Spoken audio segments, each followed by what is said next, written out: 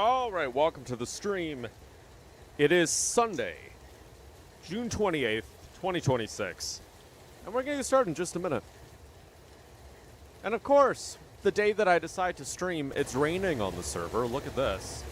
The weather is just sunny and beautiful. It looks like Ohio. I don't want Ohioan weather. Okay, so we're going to get started. We've got a train. It's going to Bakersfield. It's not going to stay in Bakersfield. I finally picked up Modesto and UP Fresno. So I decided we'd have a look tonight. And we are on the server, so there's a chance that we might see some other players on the line. We've got a tanker train here. It's loaded with stuff going to KNO, but it's not going to stay on the server like I said. This is actually going to go over to my single-player world, which we are going to hop to when we finish the stream.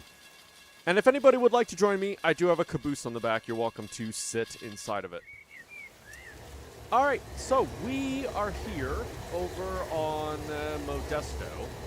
Why are trains, like, doing train things? You are going to Fort Worth. You are going to WSP. We've got some trains which are doing train things. I might have to take over dispatching when we get over here. Fresno is relatively quiet at the moment. But anyways, we are over here at the tail end of the UP Modesto sub. So we're right here. The edge of the world is right here, and it goes off into the void. I figured we would drive through Modesto and UP Fresno and just kind of explore it. I also wanted to see what the default industries were, because over on my world, my personal configs and everything, I've heavily edited everything. So nothing is untouched. Which, by the way, do we have? Why do I not have it? Oh gosh. Our industry tags. Okay, industry tags are working. Okay. Yeah, I wanted to see industry tags because I'm using a custom config that I created, and I don't know. I guess I wanted to see how it compared to the server. So that's what we're going to be doing. And then once we arrive in Bakersfield, we are going to leave the server, and we're going to talk about my configs and everything, and I'm going to kind of show you some things. All right. With that said, why don't we get the show on the road? We've got an ES44 here. We've got a trailing ES44. Fun times. And did I put the... I did. Okay, I put the font thing in here. So we got that going for us. It is chucking it down with rain, so let's get the old windshield wipers on here. I might have to turn up the audio. It might be a little bit quiet. I'm just going to crank that audio up. What's the audio look like? Audio is fantastic in here. Okay, cool. I'm going to have to keep an eye on Bakersfield. Fresno. Let's see. Where is WSP going? Why are you doing that? There we go. You need to be over on that screen. Yeah, you need to be over on that screen. Yeah, because we got some trains that are getting a little stuck here. I might have to delete you too. Okay, hold on. Let's fix some things before we get started here. What in the what is going on here? We got a train parked here. It's got people inside of it. We've got two trains parked here. This train does not have people parked inside of it. I was gonna say parked inside of it. Wait, isn't Rick?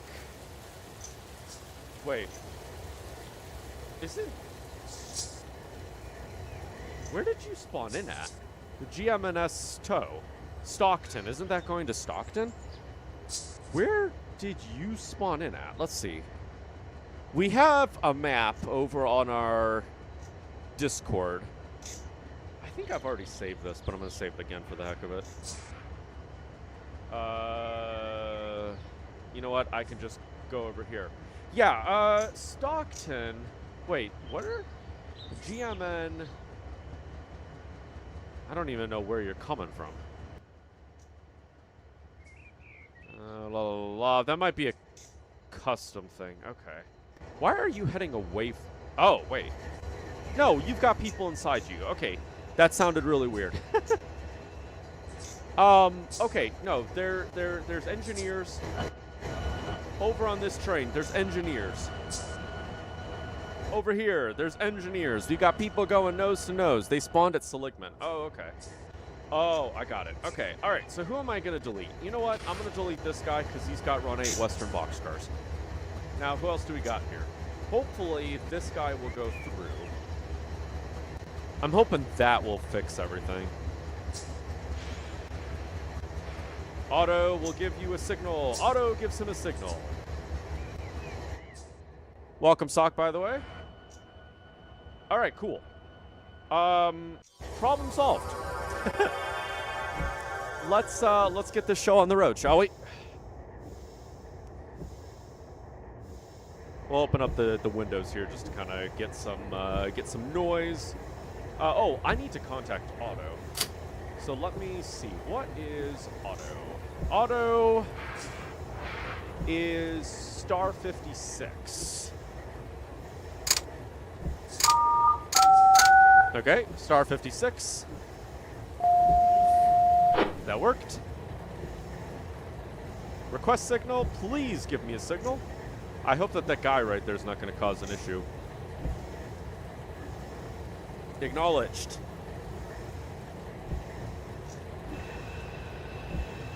Maybe. He acknowledged me, but I don't think he's going to give me a signal. He might not give me a signal because of that train parked right there. Oh, no, he gave me a signal. Look at that. Okay, cool. All right, let's go. We'll give 2 notches of throttle here. And get this train moving. So, I am using some custom truck sounds. They are by... Who are they by? I have it on my Discord. I saved it because I can't remember anything to save my life. I believe it's Eric over on the enhancement server. I should probably save this. He's made a bunch of cool sounds. They're loud. They sound cool. We can't really hear them now, but we'll hear them later. It's fine. Oh, I refreshed again. It's fine. Let me see. How do I move? Okay. Nope. Wait. Ah, there we go. Should I keep it on? Could keep it on this. Have a whole bunch of fun information.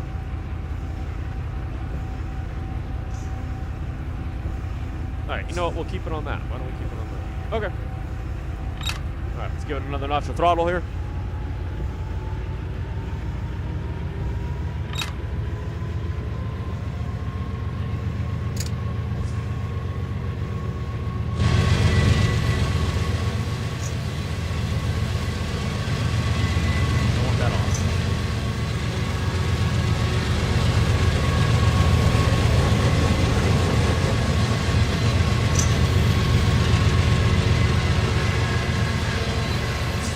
Yeah, so these sounds are by Eric.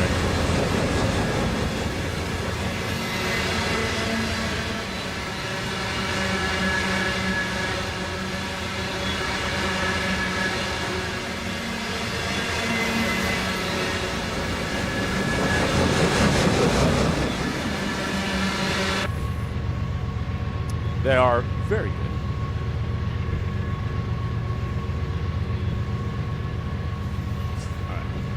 Oh, we're moving. We haven't broken anything just yet. What is the speed limit, by the way? I think it's... Let's see. If I was a speed limit, where would I find it? 55. Okay. It's 55 through here. And then we go down to 40. Alright, that's perfectly fine.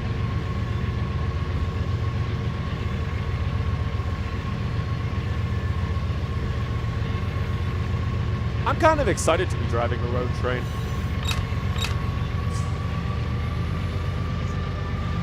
Been a minute. Hopefully you can still hear some of the sounds in the background.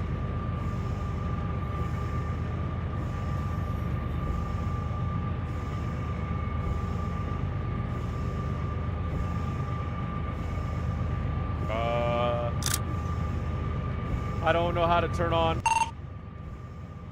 I don't know how to turn on. How do I turn on player names? Arsenal's goated. Welcome in.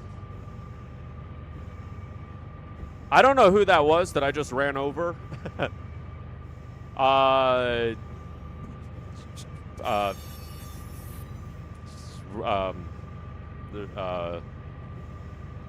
Rest in pizzas.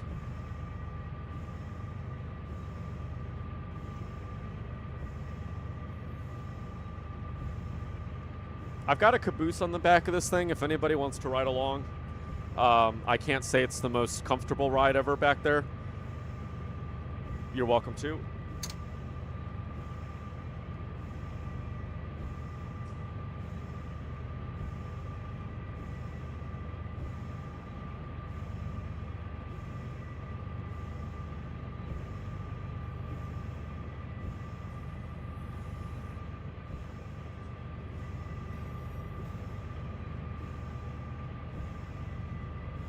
All right, let's see.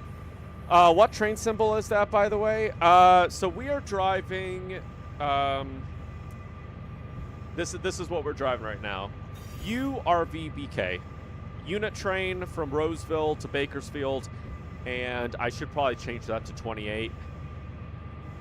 If the timing is right, we might meet in Fresno. Oh, that'll be fun. What is that, by the way? Is that?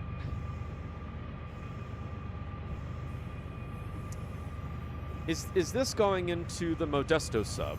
No, sorry, let me try that again. Is that going into the Modesto Empire and Traction Railroad? Is that what that is? I am getting an alerter. Don't be alerted. Yeah, so we're driving up to Bakersfield today. Sock, are you the Bakersfield Yardmaster? If you're the I don't know if you're the you're running another one. You're live on CSX. So confusing for you because BNSF and UP symbols make no sense. No, for you, not for UP. Oh, for B. Okay, I was gonna say if you were on. What do you mean you can't give me a lineup? Yes, you can. Is it because this guy's in the way? All right, I'm gonna give him a restricting. Oh, okay. I was gonna say if you were the yardmaster of UP Bakersfield, I was gonna ask if you just wanted this train. It's tagged for K&O over on the LS917J local.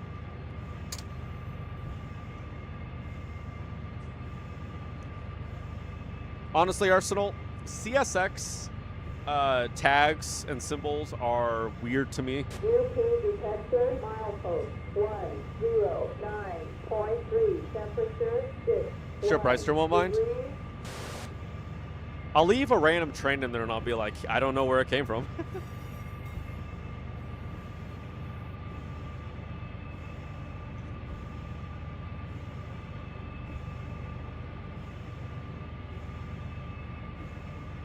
Okay, maybe I'll send it. CSX symbols are easy to understand. Kind of.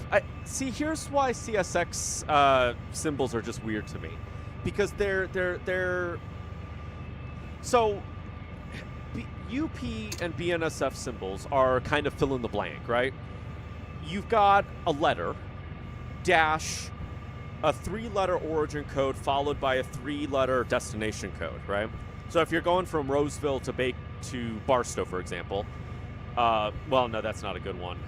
We'll do Roseville to West Colton, and you're in a manifest train. It would be MRVWC. If you're in a BNSF train going from Modesto to Barstow and it's a manifest train, it would be M-Mod Bar. Take you like 6 months to build the config for High Green. It was brutal making the symbols. I can remember a couple of the symbols over on the Southeast. I played a whole bunch on the Southeast. Honestly, I think I've played over on the Southeast probably more than I've played over on SoCal. And that's just because I like the freedom that the Southeast has in terms of like how you can build trains and everything. You don't have mountains to deal with. But the hardest part was probably learning the symbols because it's like I ended up like faking a lot of them. Because I'm just like, I want this train to go from, oh gosh, Mateo's having a brain fart already. Waycross. I was gonna say West Colton Cross. No, Waycross. To like Birmingham or something, and then it's like I'm trying to like find the list of like, and it's like there's different codes for like different kinds of trains and everything. And so I was just like, by the way, Mikey, welcome, and I don't think I said hello to you yet. I will be honest. On your next run, can you do live rail fanning? Yeah, we could do live rail fanning. Wait, do you mean like in real life or Run 8? Oh, no, yeah, you said Run 8. Yeah, we could do rail fanning on Run 8. I have a street.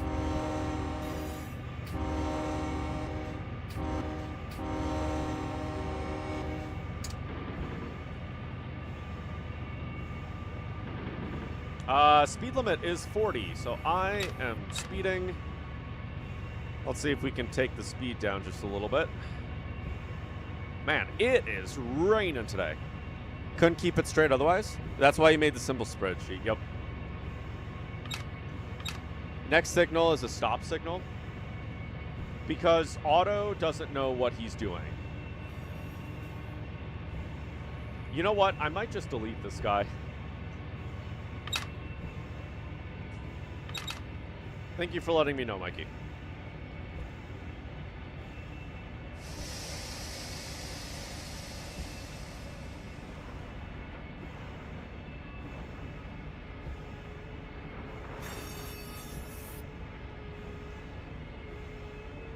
I might overrun that. I don't think I'm going to overrun it. I might overrun it. It's approaching.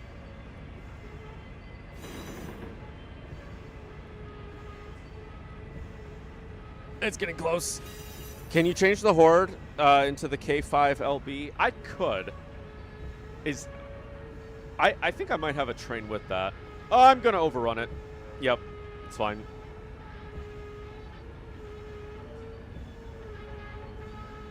I don't know if I have a K5LB on my list.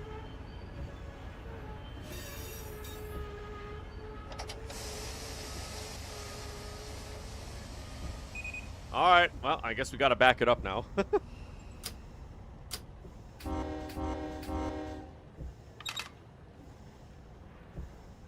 All right, let's back this thing up. Yeah, Auto, don't shame me. You like the brake sounds? Oh, yeah. These are the sounds by Eric over on the enhancements. He did a really good job with his sounds.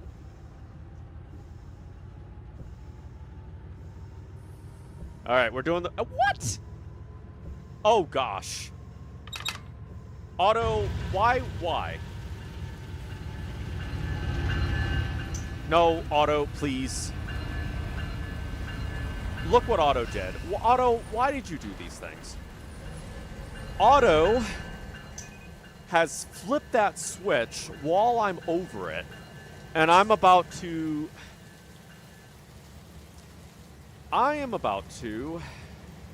Hold on. Is anybody else in Modesto? Okay, you know what? I have an idea. I'm going to say adios to this guy because I'm going to have to do like a whole mess.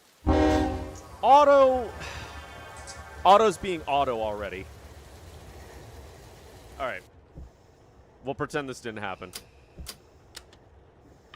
I was really excited because we were going to have a meet.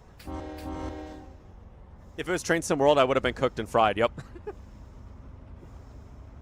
All right, let's go. We'll pretend this didn't happen.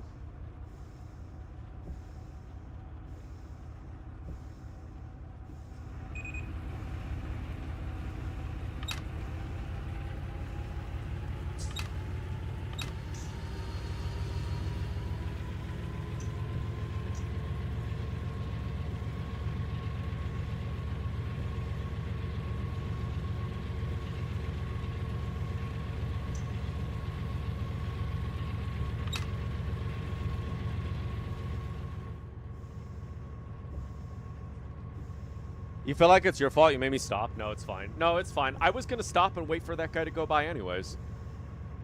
But then Otto was like, hey, you know what? I'm going to flip that switch while you're on top of it.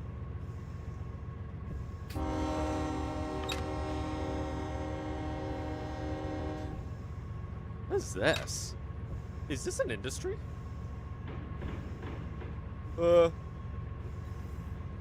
That's not an industry. Look at that.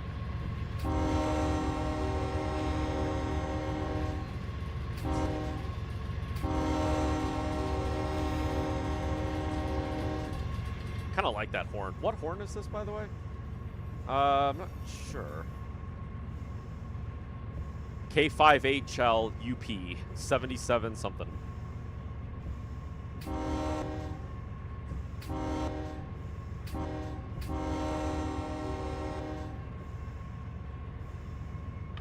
Wait, speed limit's only 10 through here? Is it really? Nah, no way it's only 10 through here. Okay, y'all. It's got to be like 40, isn't it? Is it because of this nonsense? Take cover. All right, the Railcam stream is here to snitch on you. It's sitting in the caboose. Oh, that's fun. Okay. Okay, are they okay? Okay, I think they're okay. They have become a cab over. They are now a cab over. It's fine. You gotta be careful if you spawn me an AI Amtrak train. If another staff member wants you to, yeah.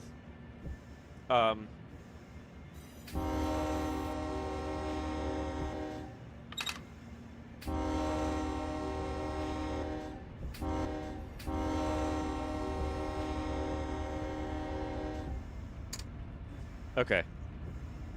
All right, I am curious. Why am I on that screen again? No, you need to be... Okay, Mateo, don't click anything, because if I use my numpad... It's so funny that you were just talking about Discord. You were alive, sorry. Oh, you're fine.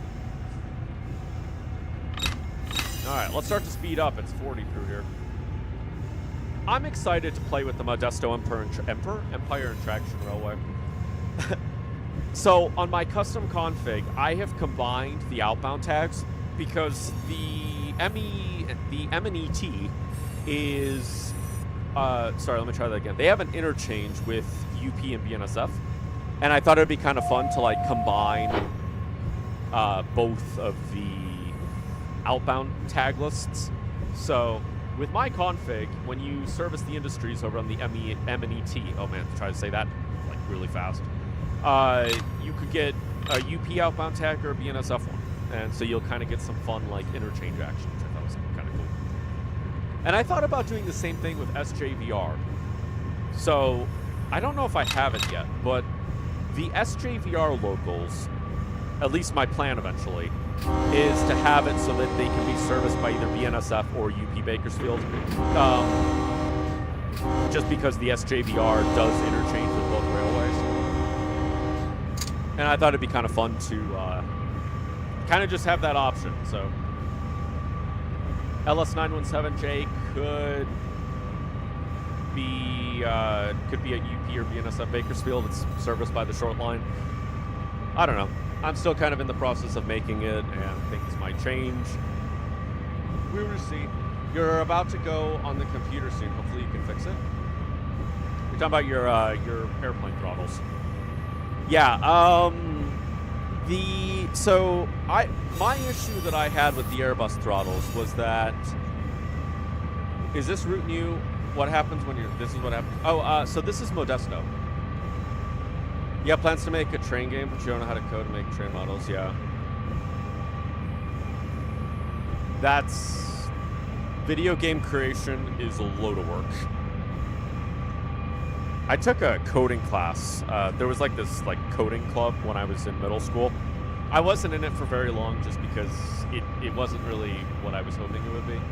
I was kind of hoping it would be more onto like the computer coding and stuff, but I think it was more like robotics and everything, which is cool, don't get me wrong. But I had coded this kind of like maze game in a way. Kind of cool.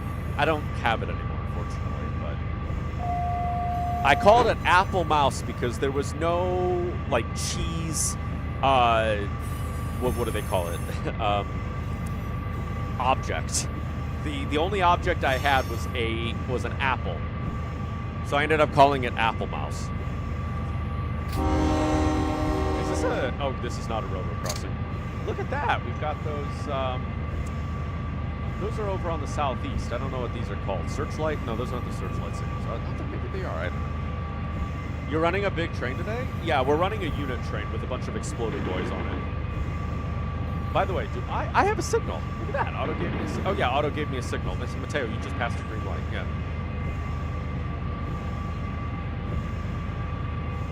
In terms of making a game in the future, I'm hoping that Railroader can bring map creation tools. I would love, like, if the way, because we don't have anything like that in Run8, and I don't think we ever will, if Railroader will bring map creation tools, I will spend a load of time in that. Oh, that's loud. I'm sorry, that was loud. I clicked the wrong button.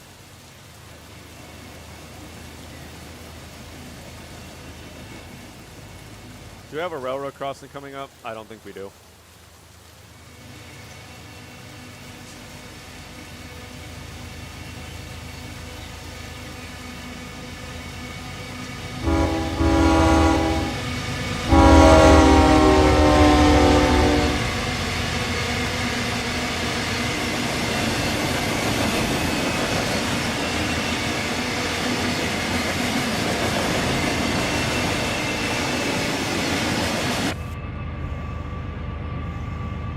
But yeah, I'd love to make the Essex Terminal Railway, I think is what it's called. And believe it or not, it is not a British railway. It's in Winchester. Winchester? No, it's not Winchester. Winchester? It's in Canada. I think it's called the ETR. I was watching videos on that railroad last year. And it's a cool little line.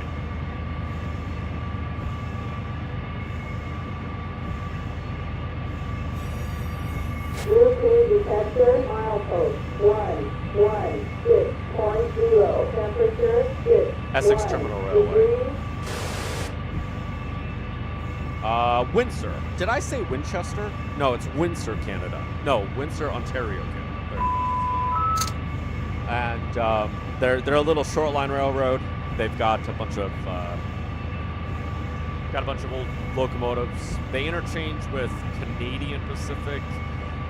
I think Canadian National, and then I think BNSF and maybe CSX also gives them some cars as well. They've got like this big like auto rack facility up in Windsor.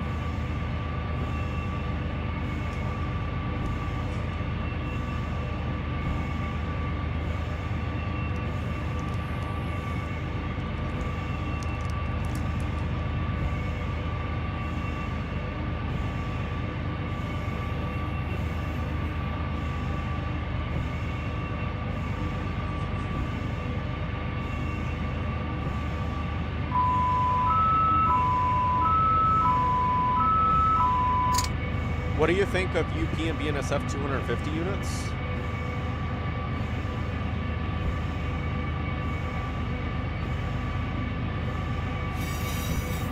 Oh yeah, yeah.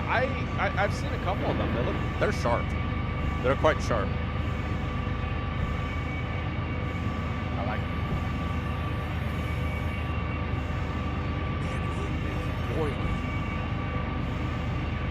Mateo, all the days you were streaming.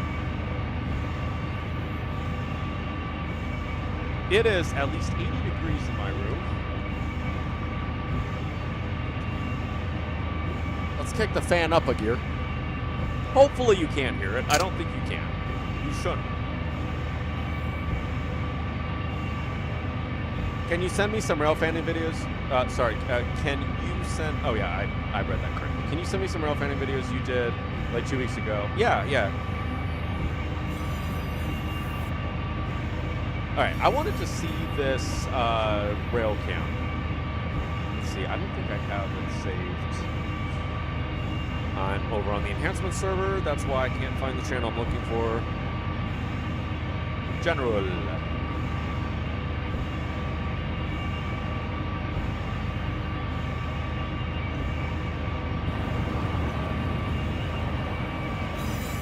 Oh, look at that. That's fun. Alerter, I don't care. For those that want the Rail Fan Cam stream, it's currently in the caboose. The link is over on Discord in general.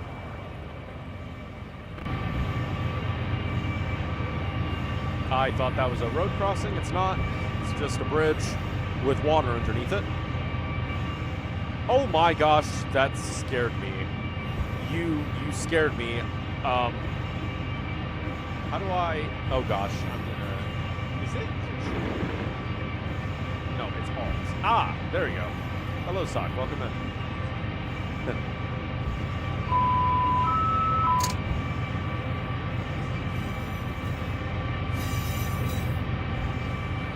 He's gone. He was a ghost this whole time. We have a railfan cam in your area. Oh, okay. There we go. We're almost up to speed. This is a relatively short train at 3,000 feet. I mean, I say relatively short. It's not as long as some.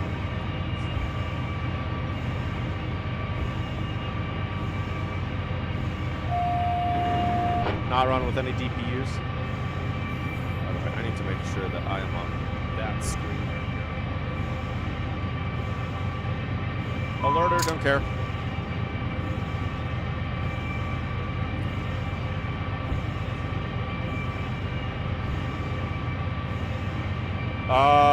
Oh. Hey, Sock, where's this load of oil that you moved? I just saw your DM. Oh, look at this. I have actually seen that stream before, the one that you said at the Sono Tower. I've seen that stream before.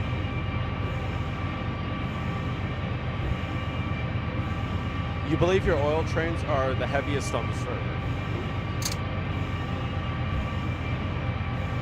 Oh, you responded for me? Oh, okay. Do you want this one? Do you want this one? If you want this one, I can give it to you. I'll just re-tag it with like BNSF stuff if you want it. It'll be the same length as what you have now. Oh, okay. Yeah, I mean, if you want me to re-tag this, I could take it up to Bakersfield. To BNSF Bakersfield. We'll just park it there. Fine. Okay. What is going on here? A truck stop.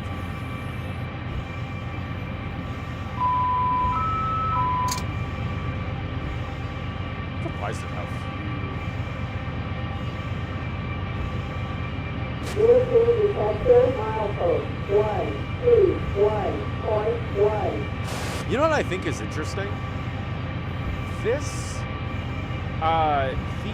defect detectors don't say anything. 146 cars to 21,000 tons. Wow.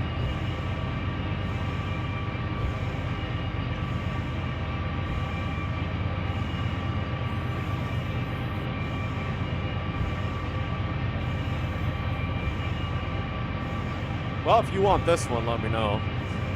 We'll interchange.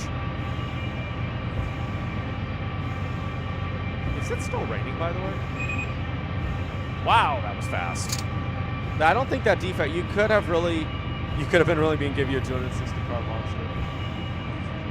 It's still okay, it's still raining. I don't think we need to have the full power. Vehicle detector milepost 121.1. No defect. Total axle 330.353. MPH temperature 60 degrees. Detector out.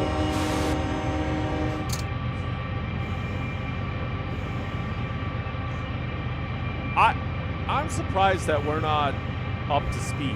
I mean, we're at 54 almost, but like, we're not going any faster, and we're on notch 8.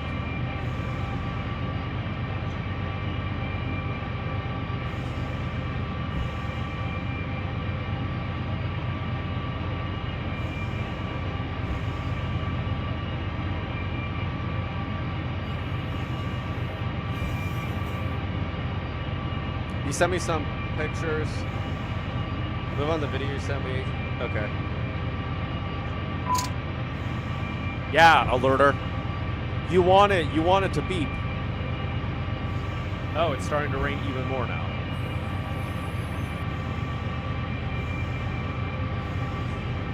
Game's like, I'm gonna make him turn off his windshield wipers. And then we're gonna start raining even more. Which, they're talking about rain this week.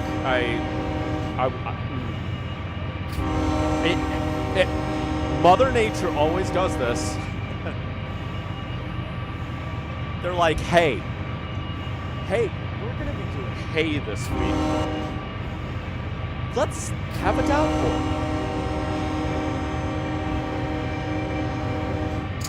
Because I purposely waited until this week to do some hay.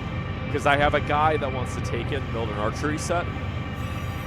So I'm like in no rush to like get it done. Because it's not like it has to be like, you know, good quality hay or anything. So I purposely waited until now. And then the rain comes in. So I might have to give him some of my other stuff that I have. Please spawn Amtrak. You would not care if it's controlled by AI. If you want to ask another staff member, I'm kind of in the middle of running a train at the moment.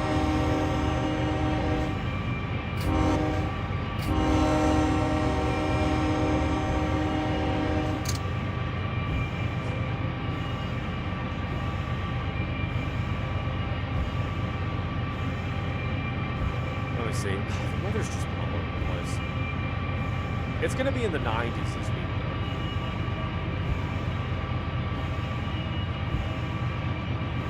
Okay. Yeah, I mean, if you want to do it, Sock. Arsenal, if you want to let him know where you want your train spawn, he can go through it.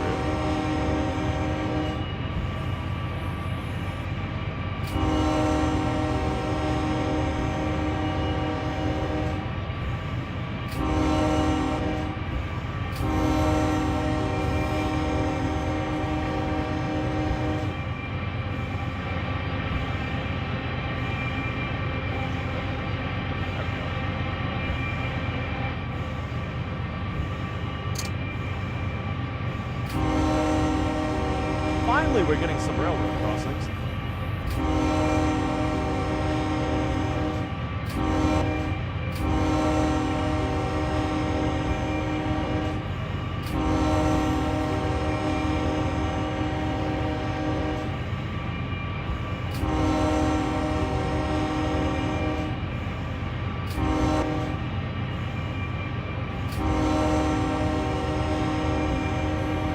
I need to fix my horn switch. You like your title, Run8? Did I name it? Oh, I did. Hold on, let me fix the title. Yeah, I think it's because I copied the title from the old stream. I was gonna go live earlier this week. Thank you, I have fixed it.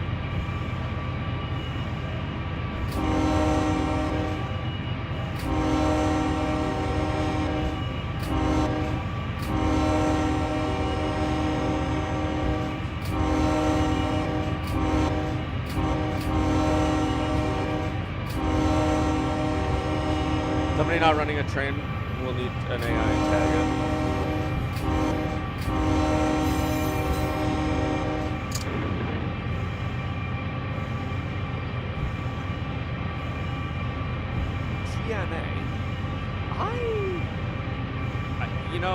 I have these tags up so that I can see like the industries that are on the server, just so that I can kind of compare it to my own config. And the problem is I don't think, oh gosh,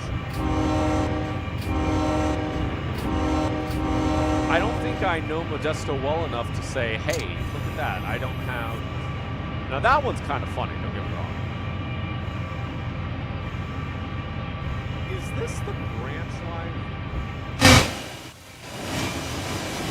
This is not a branch line. Okay, never mind. What's that? Industry name Google? Yeah. Can I spawn something on this? No, I can't spawn anything on that. Okay. Missed opportunity to make like an abandoned, like, an abandoned, like caboose or something.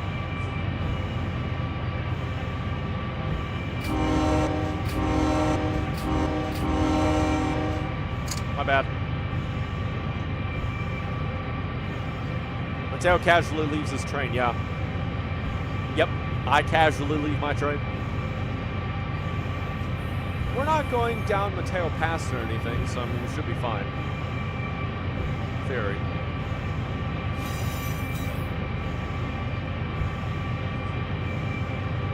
Alright, where are we? Almost halfway through Modesto. There's a train park right there. Yeah, so we're going to be going through Modesto. We're going to be exploring some of the new trackage over here, because I know that there's like a big rail yard over here. Actually, I think that's what this is. What's the symbol for the Illinois Zephyr? I have no idea. I just passed that street. It's okay, we have the bell on. Honestly, I have no idea what the Amtrak tags are. I've never looked into them.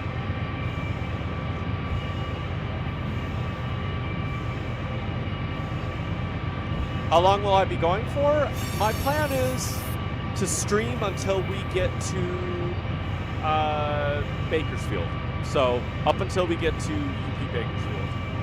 So that means it shouldn't be too long. I mean, I'm thinking we should arrive maybe 9:30. Because I mean, maybe not even. It's 8 o'clock now. We got to get through the rest of this. And then after we get through Modesto, we're going to be going here, going across the Diamond to Calwa, continuing over to UP Fresno. I would think 9:30 is when we'll be stopping. I don't know the distance, though. I'm going to be honest, I don't know how long this track is.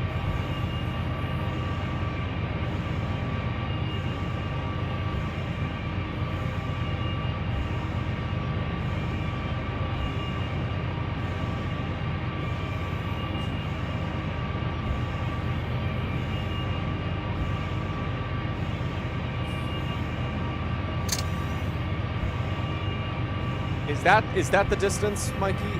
Did that say it over on the DS board? If it said that, I didn't know that.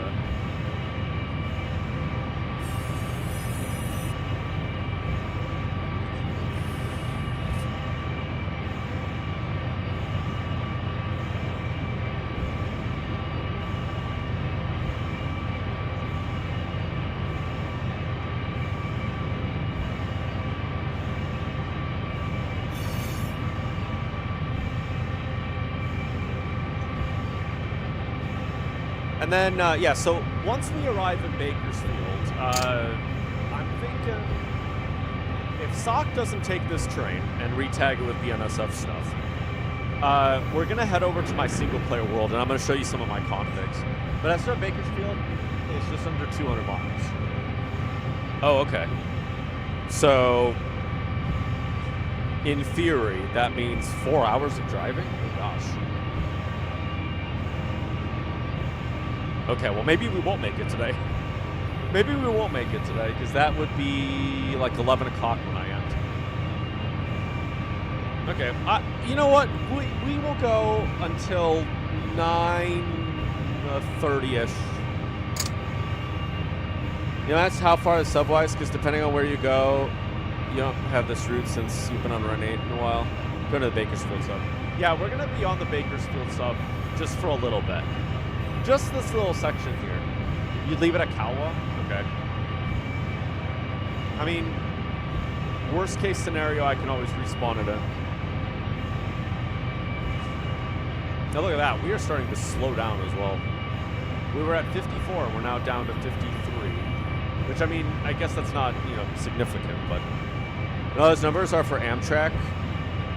Oh. I see. But then you miss out on the new DLC. Yeah, Fresno? We'll see. I mean, okay, I was gonna say, I can't see this going for that long, but yeah. Oh, we'll do it eventually.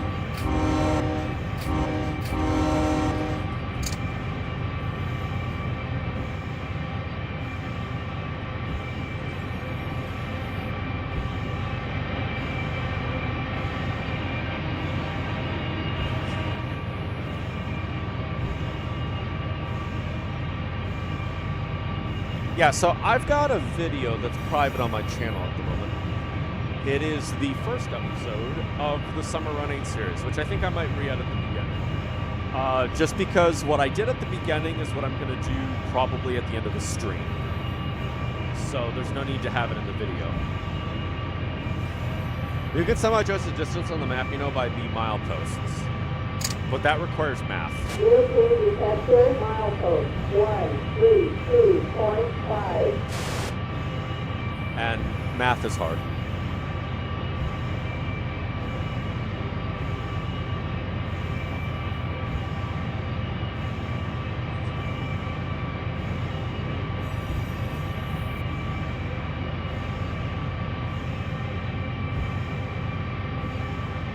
We really are slowing it down, aren't we? This like 1%. This 0.10. Sorry, let me try that again. This 0.1% is just slowing us down. Oh, look, it stopped raining. Well, now that I say that, it's gonna start raining again. That requires math. What did it do?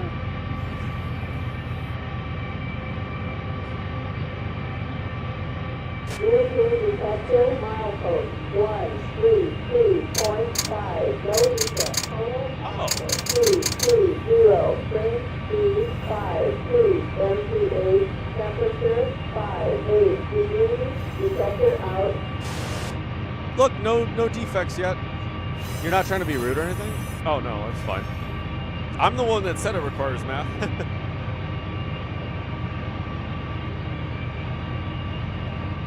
Speed limit is going down to 50 in a minute.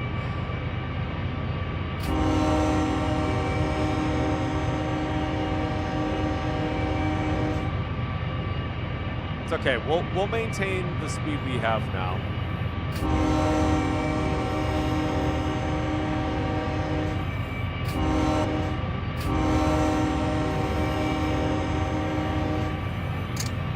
Well, said no defects now. Watch him catch one later. Yeah. Quincy, welcome in. It's good to see you.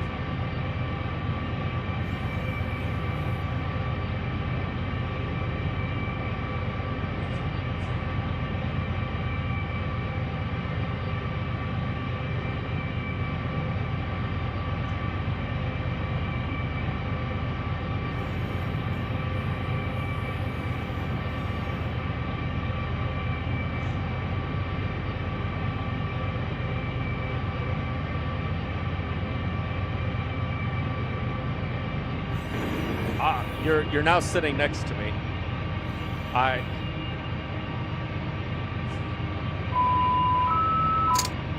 Gotta love freight trains.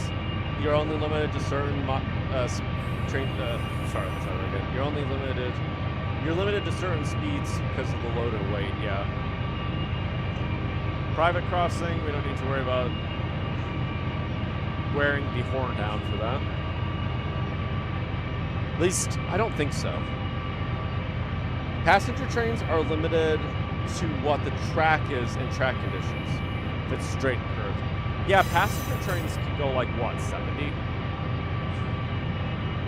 Because you've got like these little, the speed limit signs, right?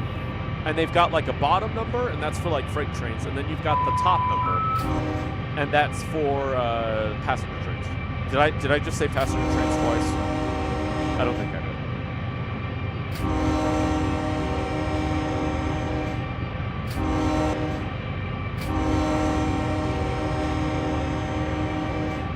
There's an Amtrak that goes through my area, and you can see some of the speed limit signs where it's got like 2 different numbers.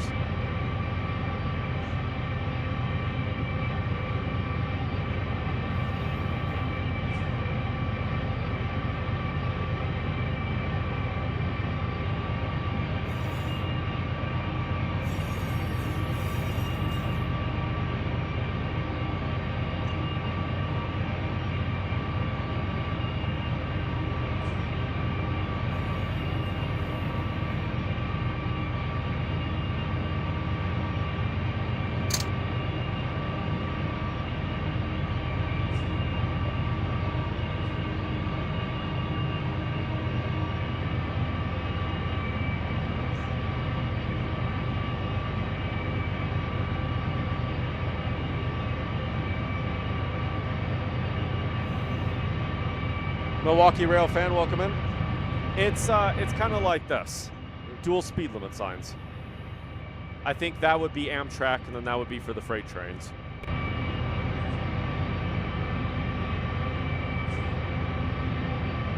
You just checked the tapes, and you did not. I did not what? Oh! Right. I assumed I did. But then I was like, I know myself. And there's a chance that I just said the same thing twice. Passenger trains are top, freight on the bottom. Okay, I thought so.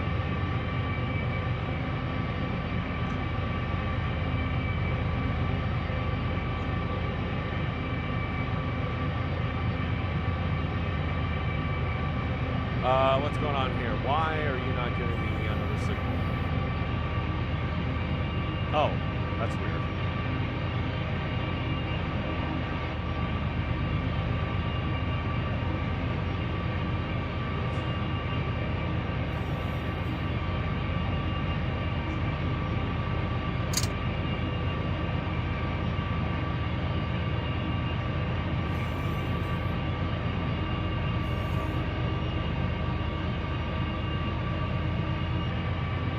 You send me what it looks like?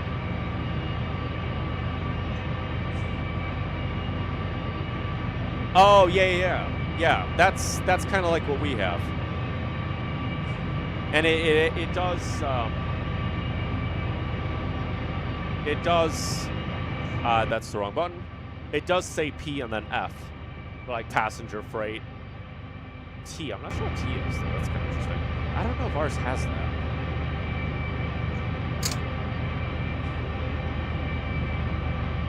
Thunder locomotives, maybe.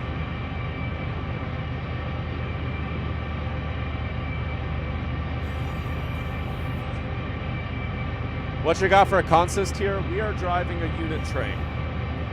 We've got explodey boys on the back. Oh, look, it rained. It's starting to rain.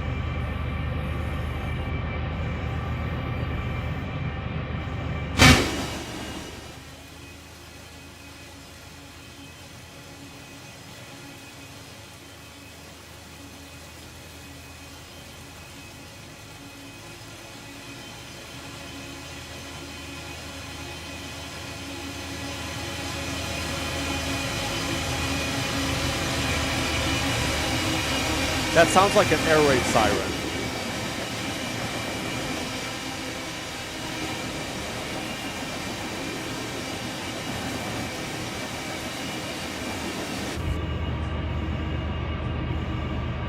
Oh, no, railroad speed limit signs, the letter T almost always indicates a specific speed limit for Talgo passenger trains.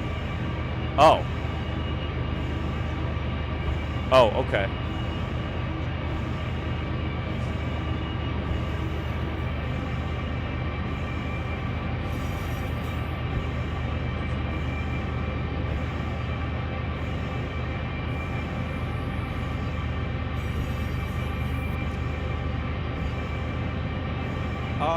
There is somebody at the door. We're not going to speed. I'm going to be right back.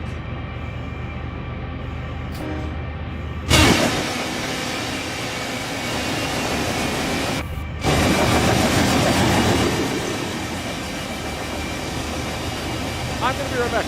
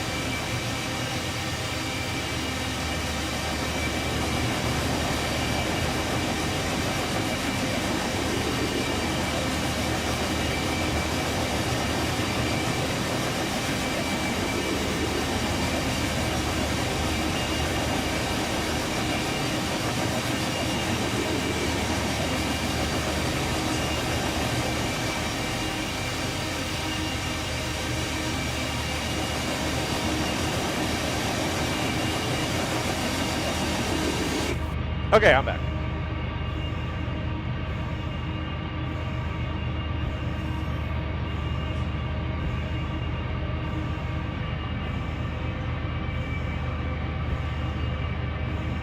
Mikey, listen to this. No, wait, that's not it.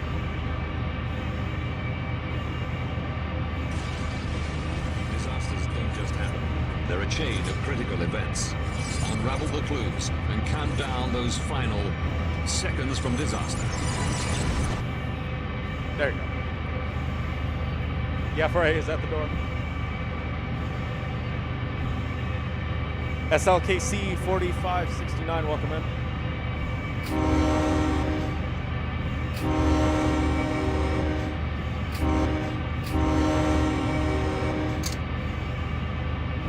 It might be the sound pack I'm using that you're hearing.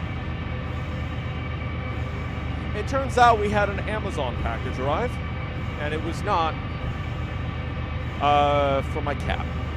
I was going to say the cat would be very pleased. It is not for the cat.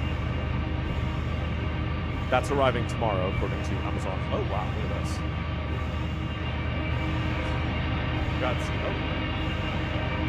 I thought that was a person sitting there. That's not a person sitting there. You need to find mentioned sound pack. It's over on the enhancements.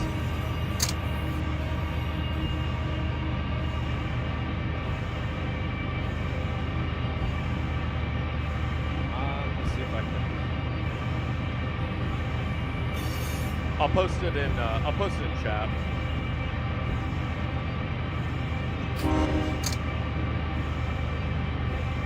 Near-field detector milepost 142.6, temperature 60 degrees.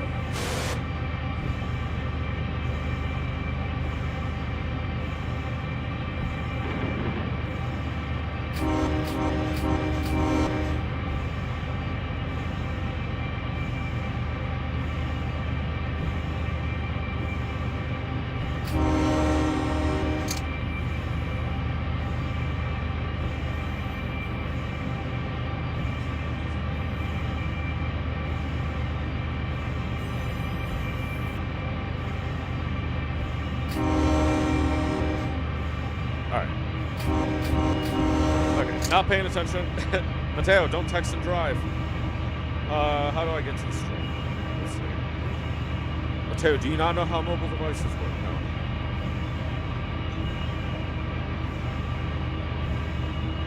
No. Automatic dispatcher and AI routing system is affectionately called auto. As clever play on words automatic and dispatcher and auto.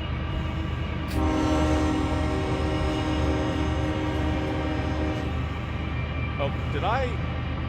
Okay.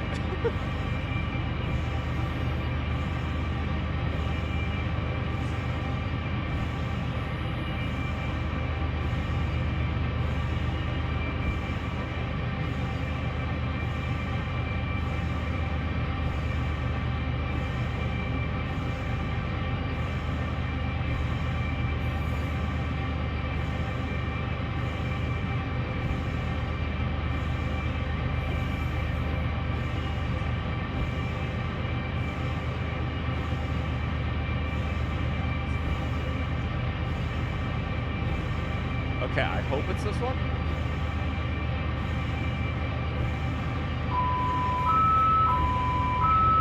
I've had the bell on for 5 minutes.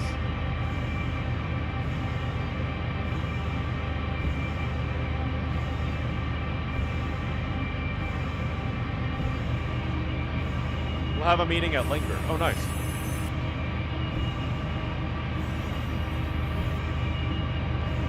Can I just open up Discord? Why? Yes, open that. There we go. Right? That was the right place.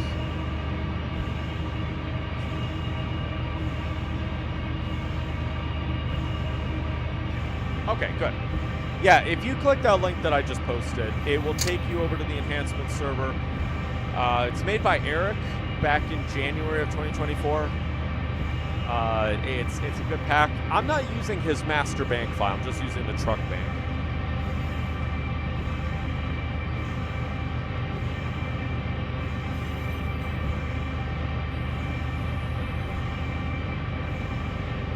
Okay, back to driving trains and not derailing.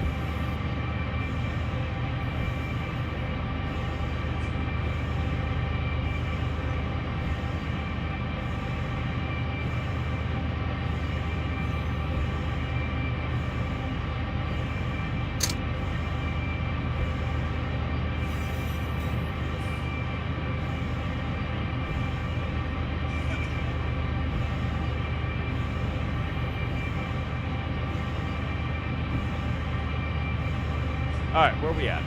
Oh, wow, we're at Fergus. Oh, gosh, I'm going to have to wait for the Amtrak? That's good to know.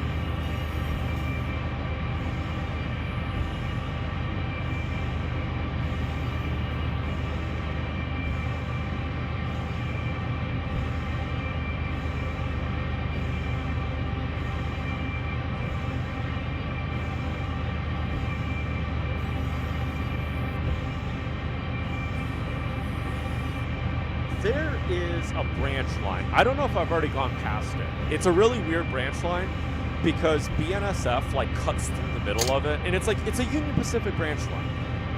Yet BNSF like cuts through it just to go to like one industry. When I was working on my configs, it confused the heck out of me because I was like, why is there this range in BNSF industry on this UP branch line? And it was quite interesting.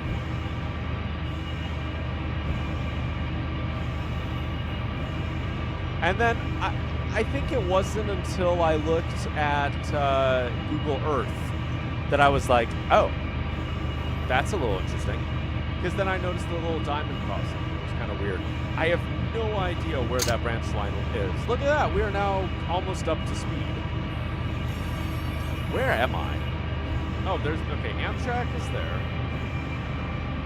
We're headed along. Yeah, okay, it would be over on Modesto somewhere. But I'm not too sure where.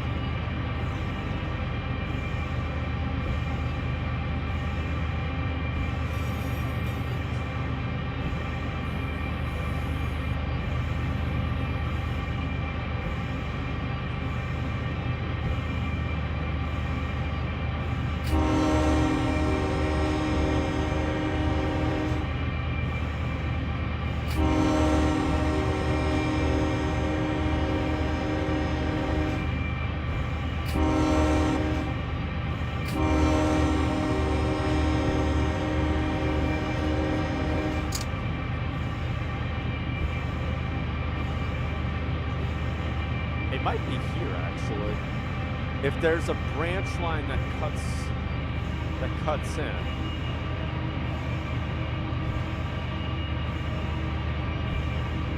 I'm not too sure. Oh shoot.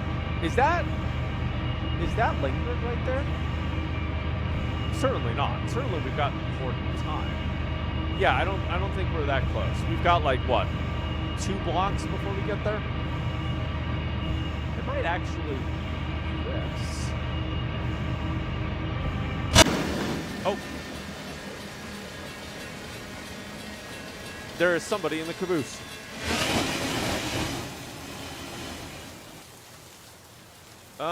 No, I don't think it. Oh, wait. It is this one. It's this one.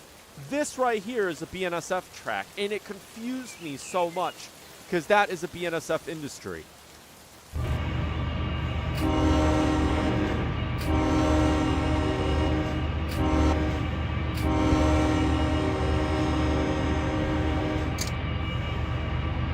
Got a local train off to the left here. Very nice. Let's see, what is this called? This is called Fergus. See if I can find this. Yeah, Oh yeah, we were talking about passenger trains. Yeah, you were talking about the Talco passenger train.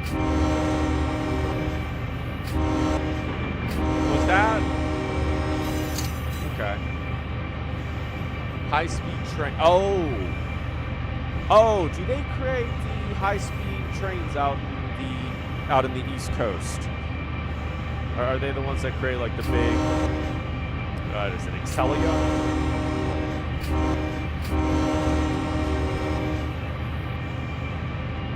We don't have any of those fancy trains out here. We used to.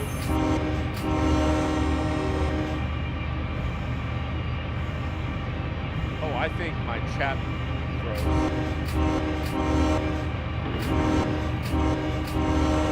They're the tilting train sets. Oh, okay. I think my chat just froze because now I'm seeing a whole bunch of messages show up. I'm really sorry.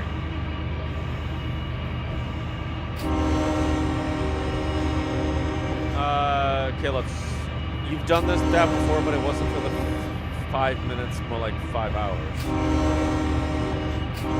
Whoa. Yeah, you're welcome, Quincy. Let's troubleshoot. That's what we should see here with Amtrak Cascades. Like the tilting trains. Yeah, I've seen those.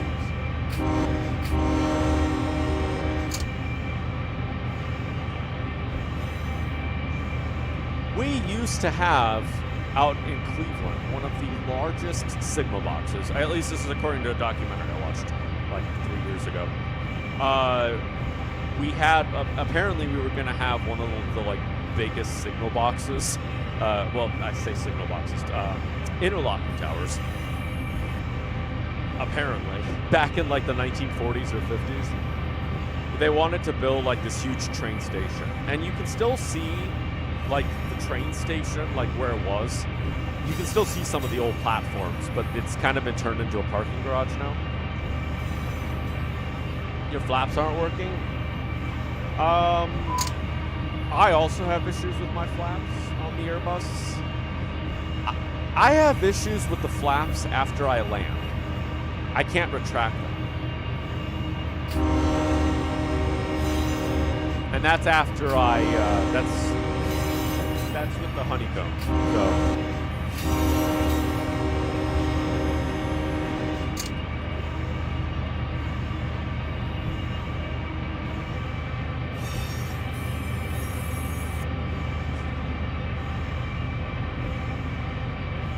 Near-peer detector, milepost 153.5. Yeah, you're watching a video right now?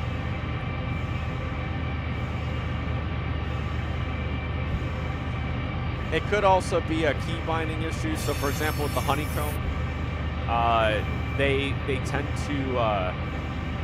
Is that light blinking? Light is blinking.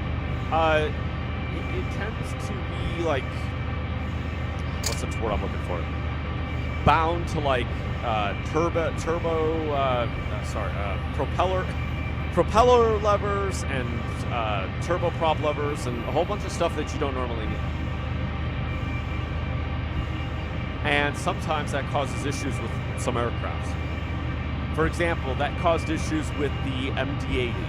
Back when we were flying that, I couldn't figure out why the engines weren't starting. Milepost 153.5. No reset. Total axle 330. That was also why I couldn't put the reversers on with the Airbus. Because so I'd like English Mateo. I would activate the reversers and it would go in, but I couldn't like disable them. The reversers were just like permanently on, and it was because of a key binding issue. Same thing happened with the L1011.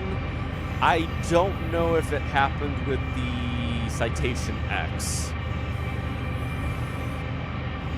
I don't know if the Airbus throttle quadrant has those kind of issues with it. I would imagine that there's probably a profile that it automatically kind of sets everything to, because it assumes that you're going to fly Airbus. Whereas the honeycomb, they assume you can be flying anything. Have you had much issue with the WASM on any build stuff? Let's see. The only thing I have with any builds is the L1011, and I haven't had any WASM crashes with it. The only airplane I've had that has had any WASM crashes is the 727. Although I only had it like 2 times, and then I haven't had it since. And the funniest thing about that is that the 727 is an older aircraft. It's a steam cockpit.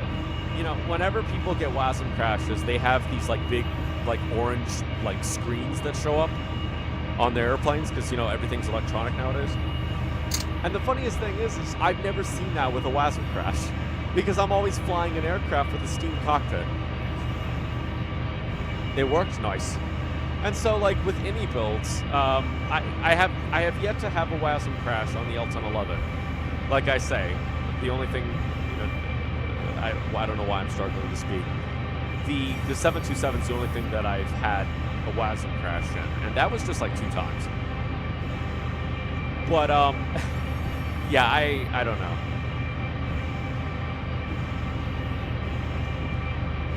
I can't say I have much experience with them. Why am I lucky? I don't know. All right, I should probably start. Oh wait, that's. I think we've got. Oh no. Okay, I need to.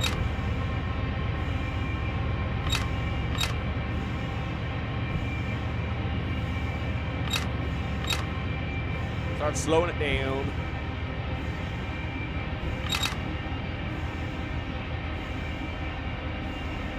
How far is this Amtrak train away? He's not too far. Should be seeing him in a minute.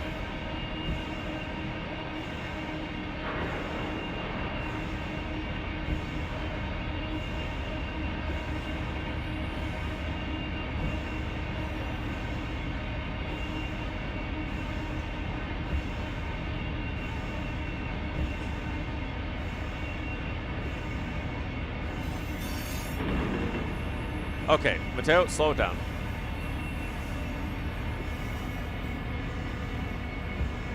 Slow it down a little bit.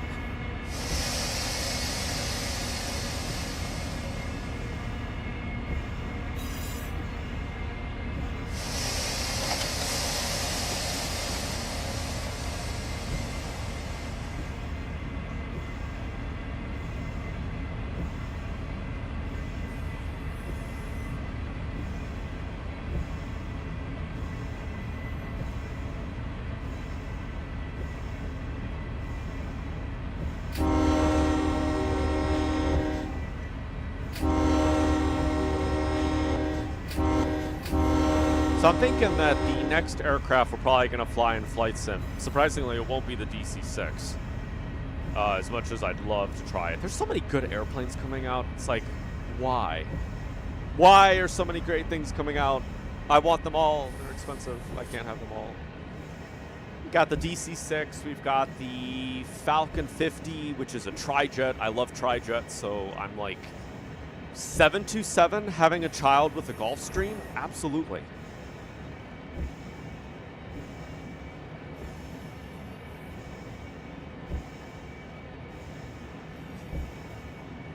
And I was going. I was like, I want. You're dealing with it. Oh no, you're fine. That's fine. You can join whenever. Yeah. So I was gonna buy it earlier this week because I was like, I saw V1 flying it. I'm like, see, here's the thing about the Falcon 50. I have been following the development of that aircraft before I even bought Microsoft Flight Simulator. That was before I even considered buying the 727, which the 727 was my first aircraft. So the fact that it's finally here is cool. And I would really like to fly it. We'll have to get jet card pack. We'll have to get jet card back up and running. We'll have to do a little more with that because I only did it once when we did the Citation X, and then I got busy and I couldn't stream after that. I'm thinking about doing something stream related with that. I'm all part of a company right now thanks to who is it that owns the company? It's wait, no, it's not Gulfstream. It's JetCard. Did I say Gulfstream?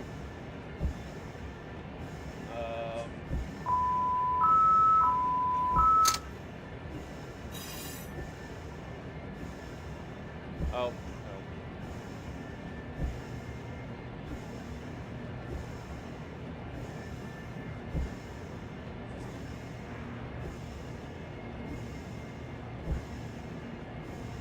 I think it was Michael L. that invited me to it. Yeah, Michael's company. I might create like a kind of my own company. We'll have to see how we do with that. Because I'd like to kind of experience it a little bit more.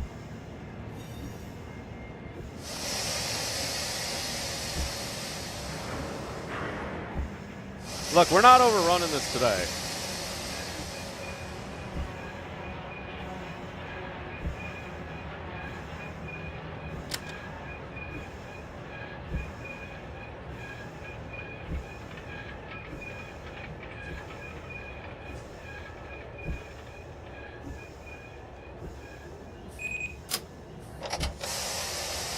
All right, we are stopped.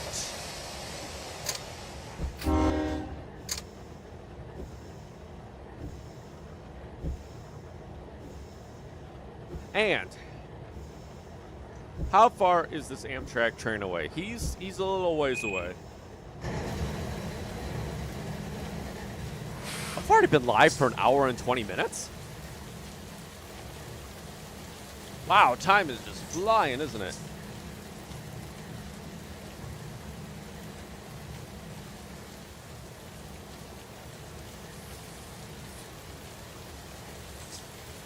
Have to watch this Amtrak come in. Hello.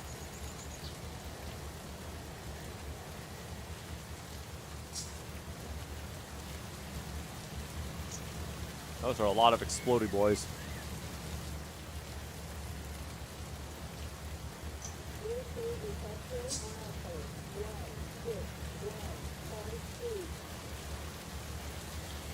Is that... I can't see it yet. Never mind.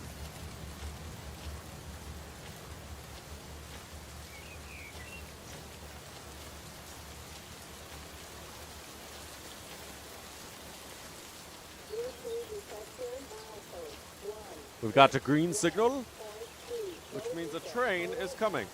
Here, let's see. We gotta be like a rail fanning YouTuber for a minute. Well, let's see. What is it that rail fanners YouTubers say?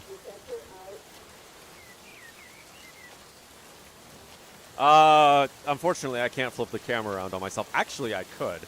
I could load up a second instance of Run8 and have that be like a camera.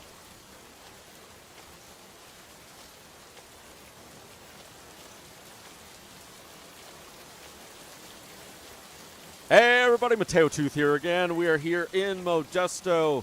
We've got a green signal over here because we got an Amtrak train coming in just a moment. But wait, there's more, because right after that Amtrak train passes by, got a UP oil train. It's going to be moving through here. There it is. I see him. Coming in.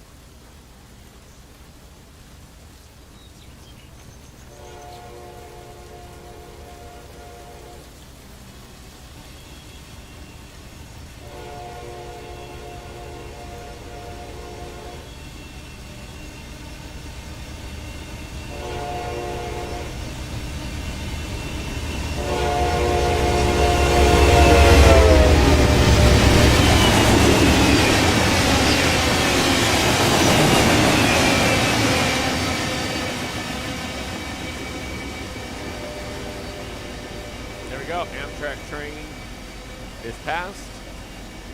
Signal has been dropped.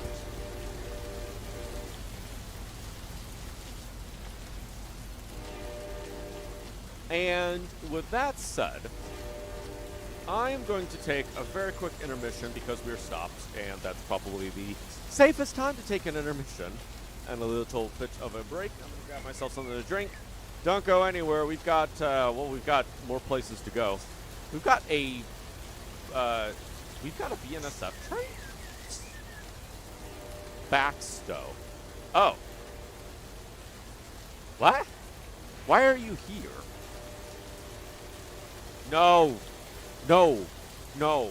No, BNSF. No. UP dispatcher. No. Please. Please, give me signal. Please, dispatcher, give me signal.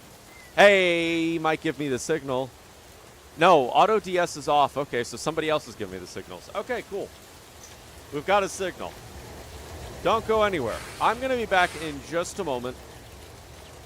After I take this little brief break, and then we will carry on. Let's see. Where should I put the?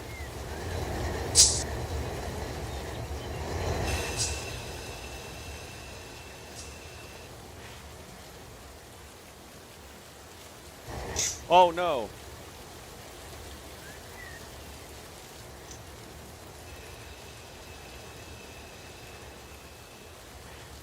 Okay, you know what? We'll keep it right here. All right, I will be back in just a moment. Don't go anywhere, because the train might still explode one of these days. Just smacked my yoke. So, yoke, get out of the way. Just something to watch in IRL trains. Mm-hmm.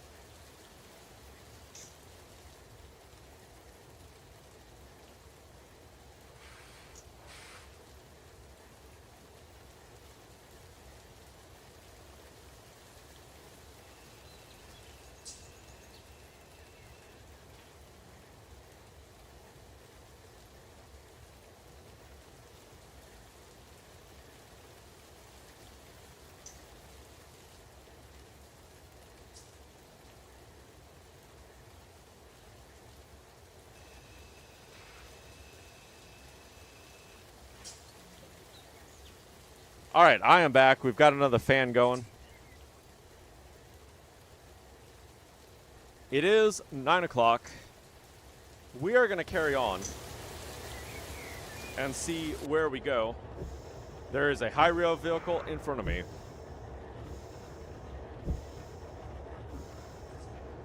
Is anybody in this high rail vehicle? Everybody has left the server.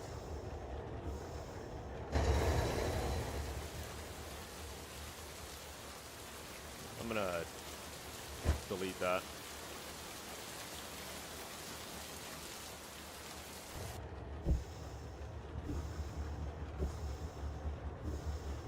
Who's dispatching?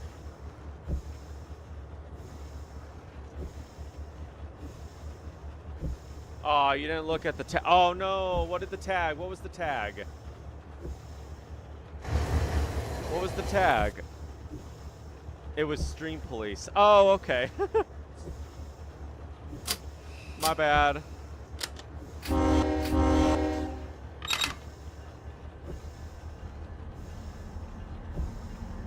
All right, let's get this show on the road. I have another fan going. It's gonna be a rough night. I can feel it. I struggle to sleep when it's hot out.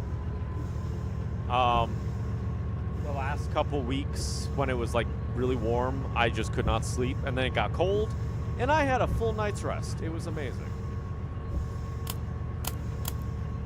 They're not a way like turn those on. Is that just like a solid thing? There's no like lights in that? Not cabin lights.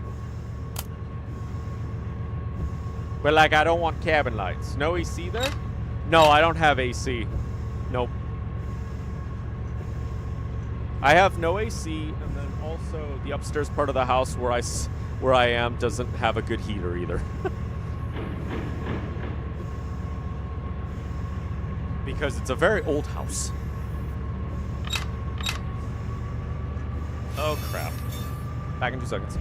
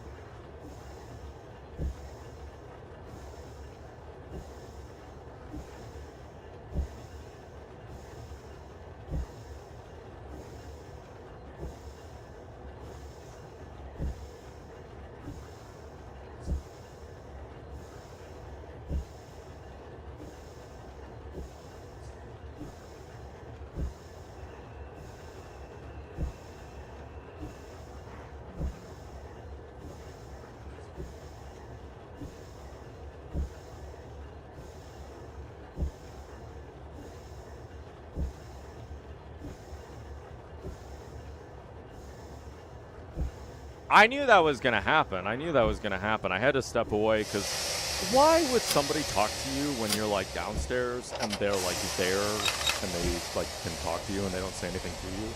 And then you leave and they're like, oh, I need to talk to you. That always happens whenever I make myself like dinner or something like that. I'll be like standing there, right? You know, like waiting for everything to warm up and everything, right? And you'll have like, they'll be like sitting there, just kind of sitting there.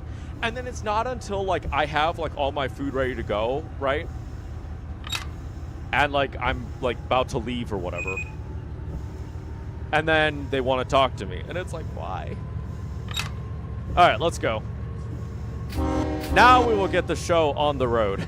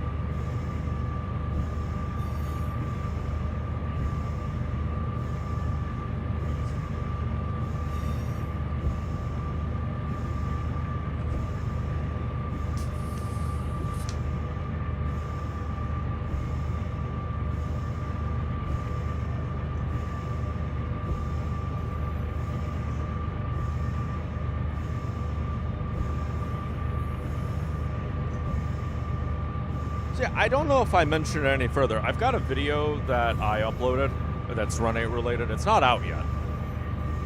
I'm planning a Run8 series for this summer. We'll have to see how it goes. And then I'm also planning some flights this summer.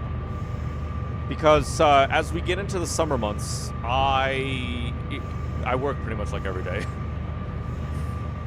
And that goes until like December. So, whether or not I can stream, you know, what I normally do is going to kind of be way up in the air. I definitely won't be able to do evening streams because I will be away from home.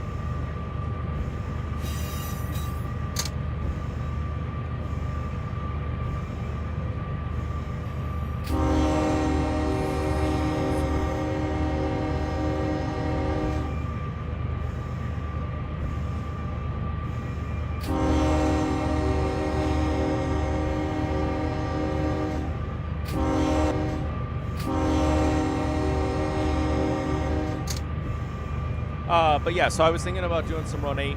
We'll have to see how that goes. I'm still editing it. And then I was also thinking about doing some on-air. That'd be like the flights and stuff. But we will have to see.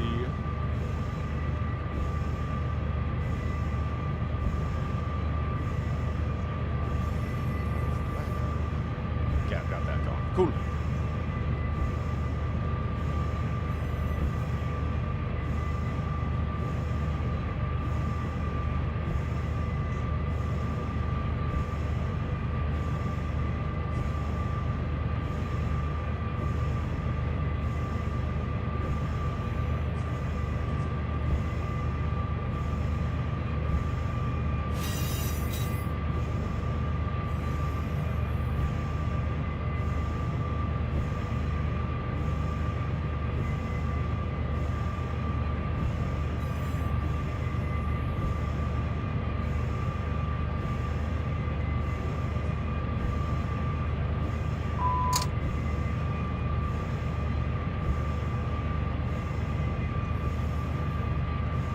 So looking at the time, we'll probably stop at the UP, what is this, Fresno yard? We'll probably stop at the Fresno yard.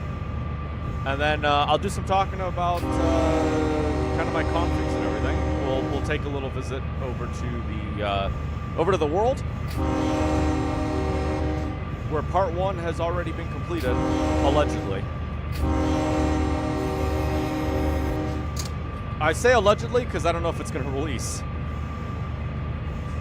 One of the hardest parts about starting a series, especially on a simulator game, is where to start.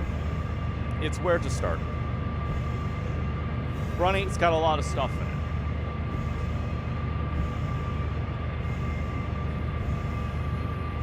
And also, when I'm doing this, I don't know if I should go into the whole config thing and, you know, how things are set up.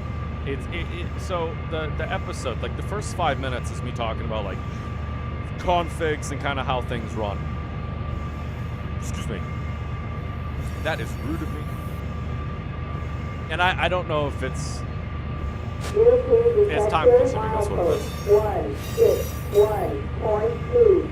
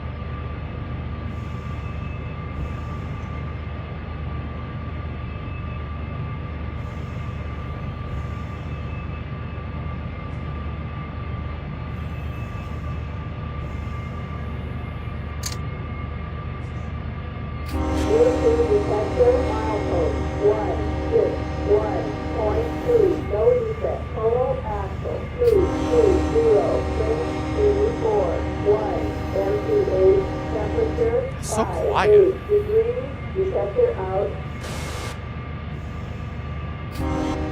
Maybe my hearing's with me.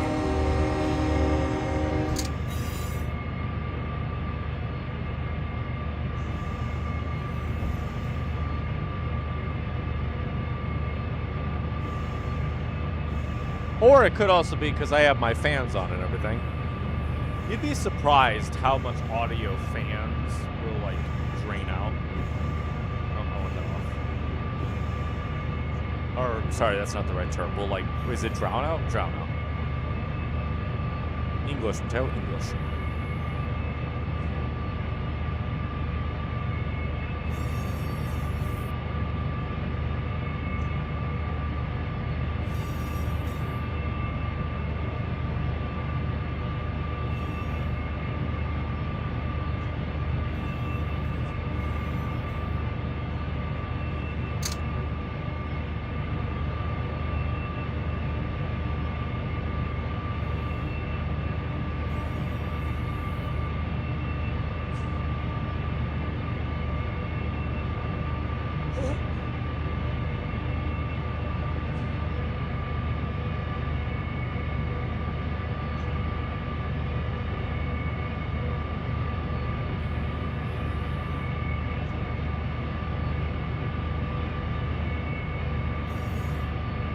Might actually get up to speed now.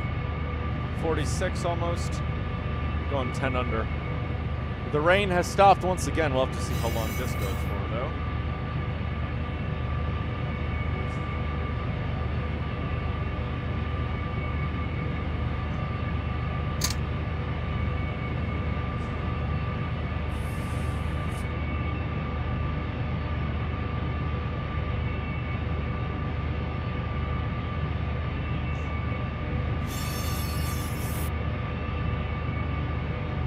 You're still here doing a test flight. Nice. I was thinking about doing some IFL group ops, just kind of for fun.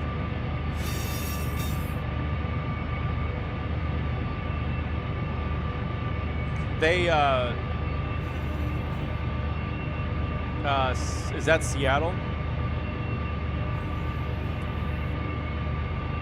IFO group had their 727 up today. It was went from Pontiac, that's their base up in Michigan, and then it went down to Sileo, which is up in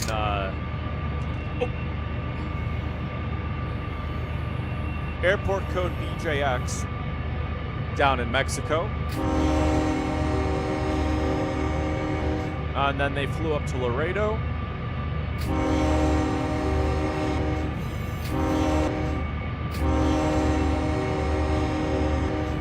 Let's Transata 216. They've been flying both of their 727s recently. I think 215 actually had like a big repair thing because it didn't fly for like a month or so. And then they did a test flight. They did 2 different test flights. And now it's been flying at the same time as 216. Yeah, long one going on your main PC, Hong Kong to Dallas. Whew. My longest flight, I think, was 14 hours. It was in a 777 from Hong Kong to some airport in eastern Canada. Let's see if I can find it, actually. Where was it? Volanta. Let's open up Volanta real quick. If it doesn't crash everything.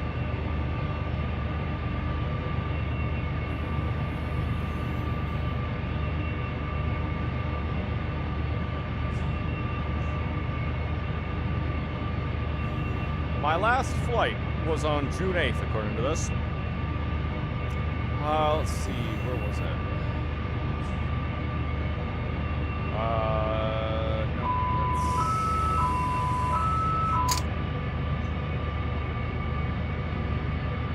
let's see if I can find it. I had to do the flight twice. I don't remember why I had to do it twice. Why did I have to do the flight twice?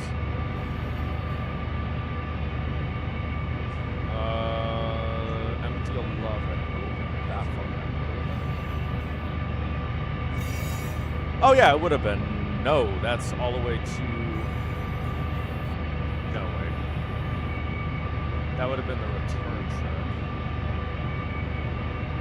IFL 731, 7920. That's the ultimate 11 flight.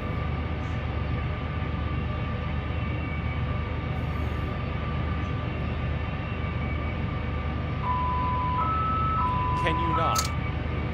Okay, it would have been, gosh, what airport is this? Ottawa McDonald Cartier International Airport, CYOW, and that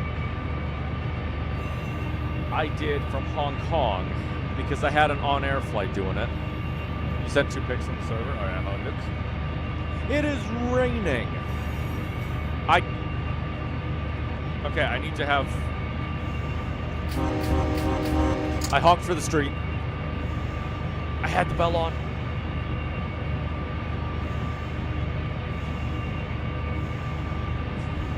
Yeah, so it would have been this flight right here. So, took off from Hong Kong in a 777, yawndered up in a straight line, and then flew down here. And that flight was a total of 15 hours, according to this. So that would have been my longest flight that I've ever taken on. You're planning to pick up the 200 LR so that you can do some really long stuff? You think you'd hold the record for longest flight in RVA, yeah?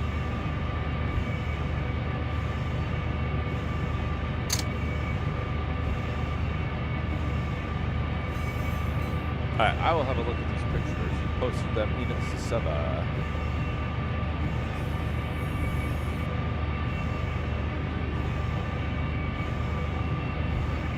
Oh yeah, is this in the 321?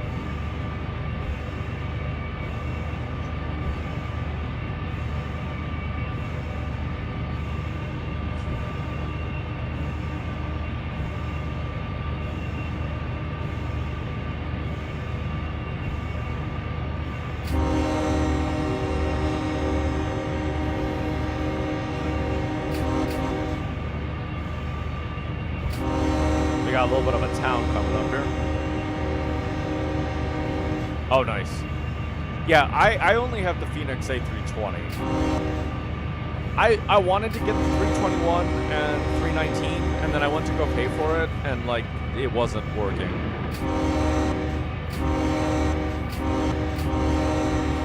And it just wasn't. It wasn't processing it.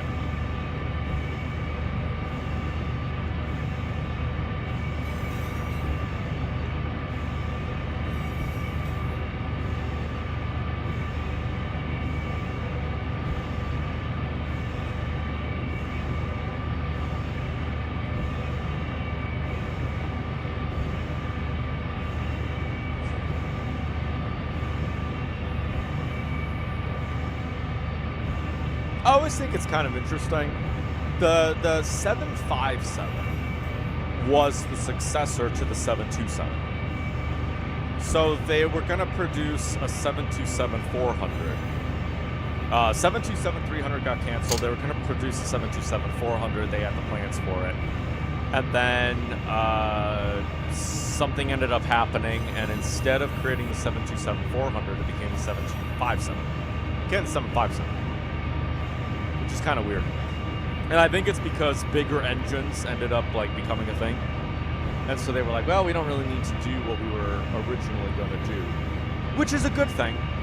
Because I think if the 727-400 and even 300 had became like a reality, the 727 as we know it would not exist. It would have become a Boeing 737 having a child with an MD-80. I posted pictures of like the concept of it on Discord. It's kind of weird. And even then, I think that maybe just kind of going with like maybe a modernized version of the MD-80, that probably was the 717. Would have just been more worth the time.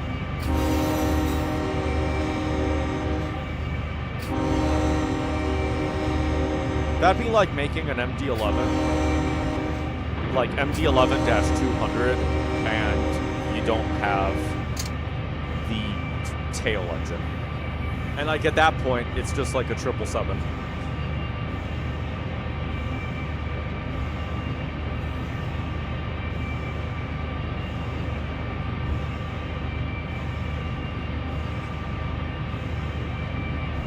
I gotta hop up on VATSIM again. Gotta do some of that. We flew twice on it. VATSIM, it's kind of this, like, I don't know. If I hop on VATSIM, I want to get some ATC, but at the same time, I'm like, you know, the places where ATC is going to be is all the busy areas. But it's like such a new VATSIM player. This is only this next time that we play VATSIM, it'll only be my third flight. And so it's like I don't know if I want to tackle some like super busy airspace where, you know, they're talking at a mile a minute. The Phoenix A320 is running really smooth. You're running at 60 FPS, mostly because it's maxed out, and you're on a very high-end PC. A350 is your favorite, runs at like 20, yeah.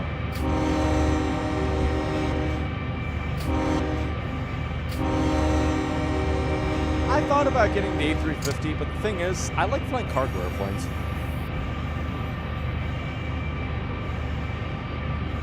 I wish that they had the Airbus freighter. I was going to say Boeing owns like 3 of them. No, Lufthansa, I think, owns like 3 or 4 Airbus freighter variants.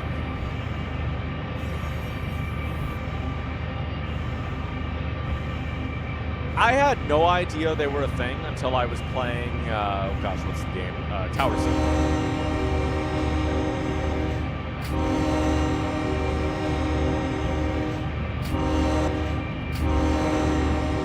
Maybe when the A350 freighter comes out, we'll have to take a look at it.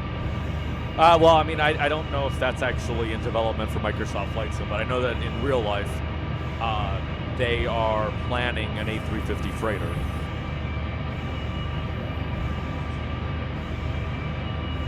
The A350 is a warm crash king. Oh, a warm crash king. A WASM crash king? Yeah, I've heard. You're still going to fly it. You love the A350, but you love the A321, yeah. The A321 might be kind of fun, because isn't the A321 kind of like Airbus's like 757?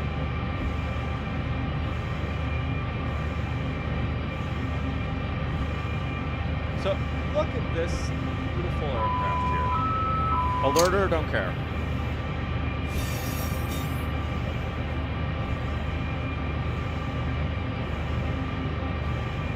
Look, this is Lufthansa's cargo A320.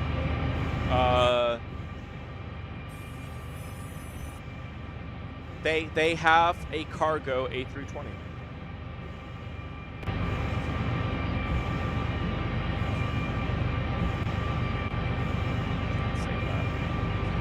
Save that downloads. That would be kind of fun. I think it would be kind of fun flying an A320 cargo plane. Because like on air, that's pretty much all I fly. The AI are assigned to the passenger stuff because so when you have your airline going, you can have, you know, like established routes and stuff. Metro 90 Rail fan, welcome in. You can have like established, you know, routes and stuff. And I tend to give that stuff to the AI. So, you know, the AI will do all the passenger stuff, and then I just take freighter jobs. I find the freighter stuff tends to like pay better. That's why I kind of just do it that way. I like flying heavy also. You know, when you fly the passenger aircraft, you fly light, or relatively light.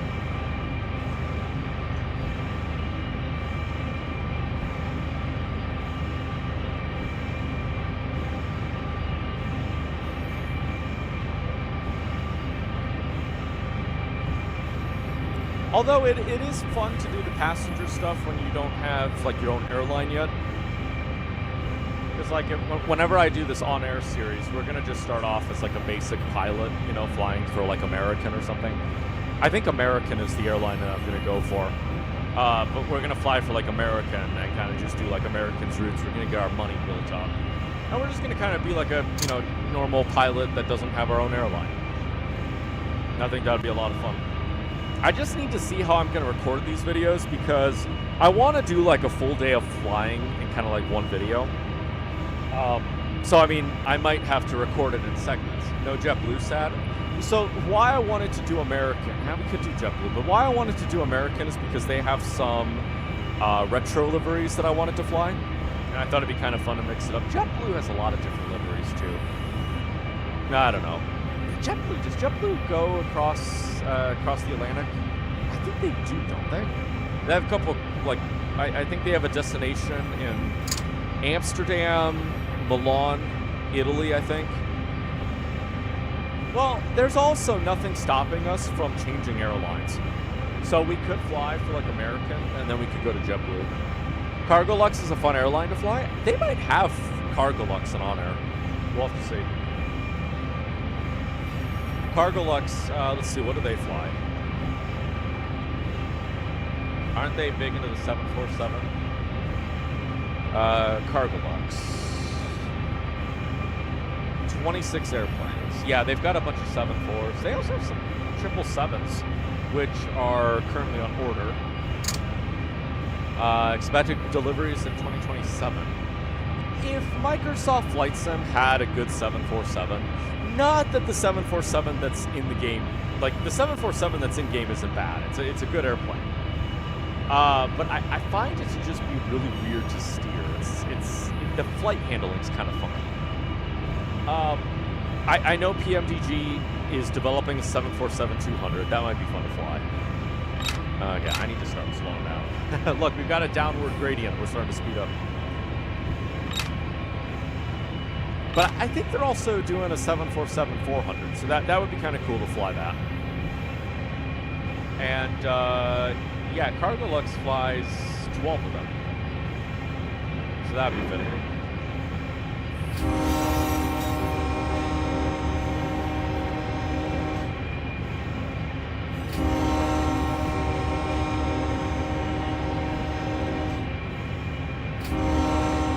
But so since my other on-air career is in France, I was hoping to kind of have this one over on the over in North America.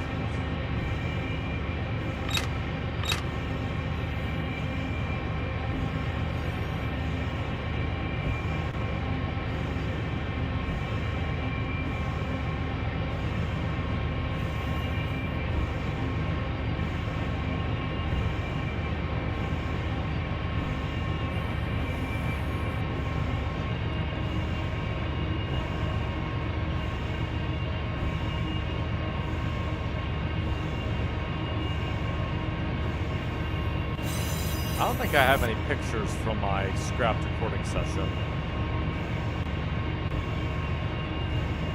Oh my.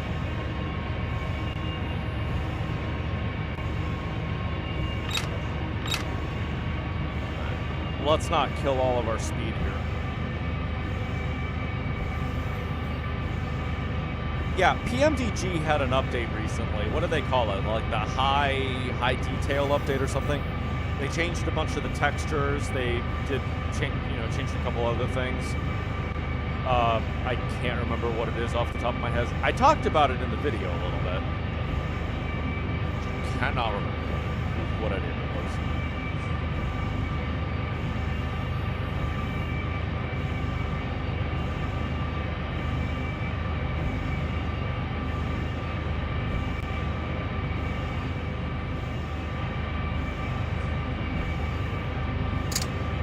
We have a BNSF train parked up on the siding here. There we go. Finally, he's waiting for me and I, not the other way around. Not like that Amtrak. Which, by the way, why was that Amtrak on UP territory? It's kind of weird. Here, let's be courteous to the drivers of this train. Let's not, shine our headlights into their eyes.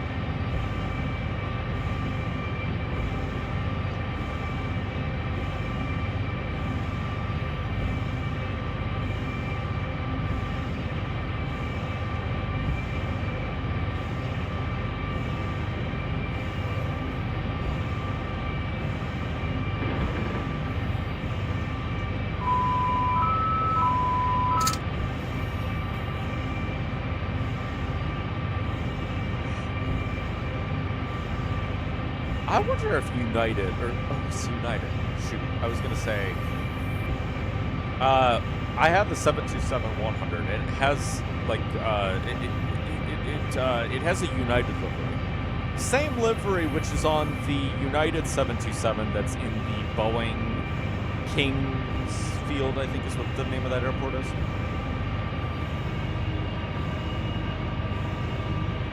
And I'm kind of wondering, it'd be kind of fun to do a flight down there, although I don't know what the scenery is. Is the scenery at Boeing Kings Field actually good?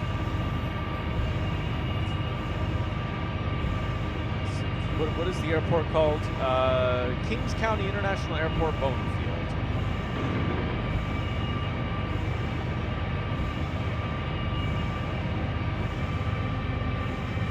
Orbex has scenery for it. Can we do $15 US? Okay.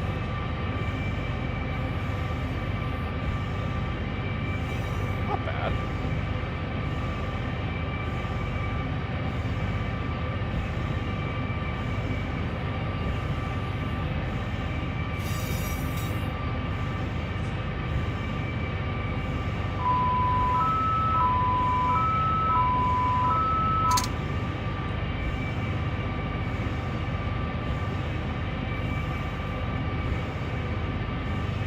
Sent some more pictures already.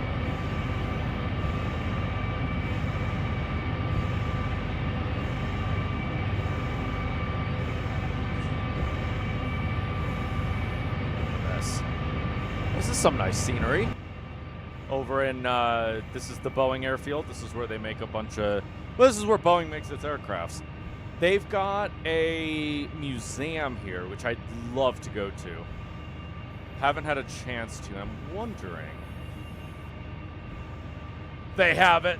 They have it. Oh, I can't zoom in. Oh, wrong button. Don't care about you, alerter.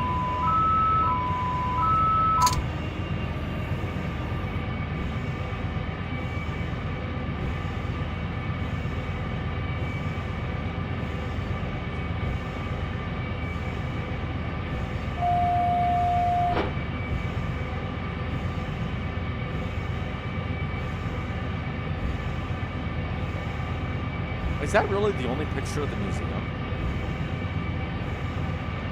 It's like copyright, maybe. Where did I download this at?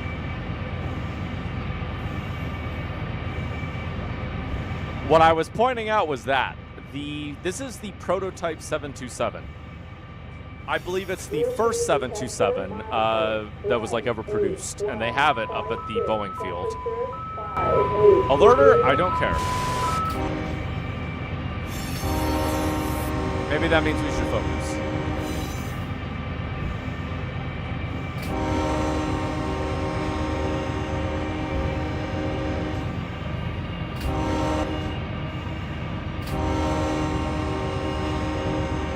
But yeah, I was thinking maybe we could take a flight up there with a United 727. I haven't flown with the INS in a minute. Auto is back on. All right, sweet. Okay, I haven't flown with the INS on the 727. I think that might be kind of fun to do. You visit that museum many times? It's very nice, yeah. It's hard to get there in the summer. And I wouldn't like to go there in the winter because then it's probably cold. Although there is another museum I was thinking of going to, and it's down in Florida, and they have like a guest operators program. It's a railroad museum, and you can get like a special ticket. It's a little expensive, but they'll like teach you how to operate one of their switchers, and so you can like take it down the track and everything. I think that'd be kind of neat. I haven't been down to Florida. Seattle's not that cold. Yeah, I mean, I guess that's true. It gets to sub-zero temperatures here, so we can do it. We're northerners, we can survive this.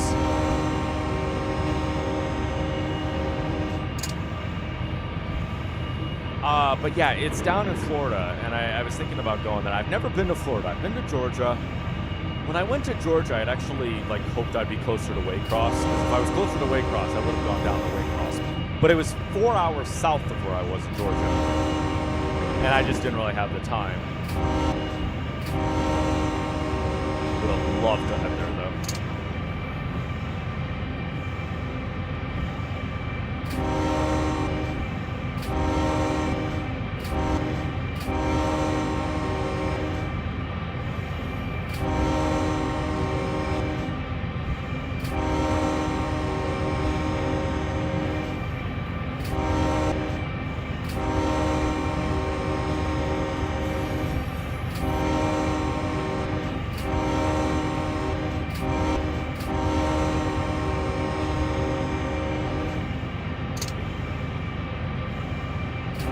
You're not graduating from high school.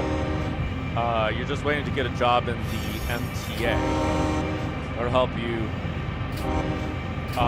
In order to help you put your application in for your local volunteer fire department to help the CMS. Oh, nice. So are you gonna do like? Are you gonna be a part of the like? What is it called? I would assume that the transit company would have like maybe their own like medical division or something. I don't know what MTA has, but is that what you're like planning on doing?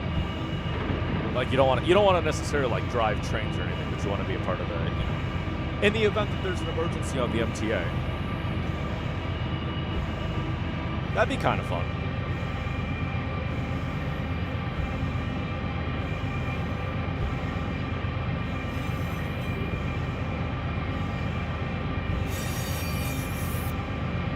Oh yeah, so no conductor. Oh, okay, nice. That'll be fun. Yeah, there's not that much like in terms of railroading up here. There's a couple short lines. The one short line that's close to me, which I know that there are some people that like started railroading careers through them. They're a very small short line. They service, I think, a grain merchant, and then they have 2 transloading facilities, and that's pretty much what they do. They take cars from NS, they go to this transloading facility that's in a different town. Great rail fanning here in Vancouver. 3 Class 1s in one place. Nice. Yeah, we've got 2 Class 1s that come through here. I like the short line railroads. I think the short line railroads are a little more interesting.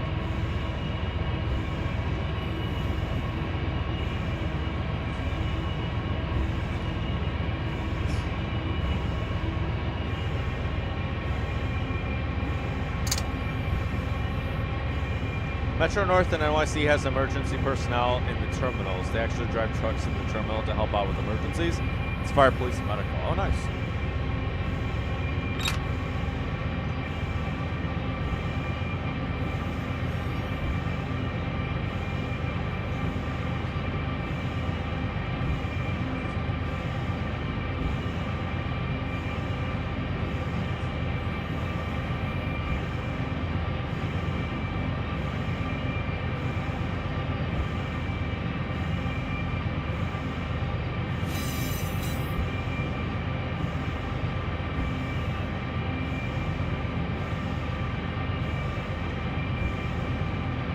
City has all 6 Class 1s. Nice.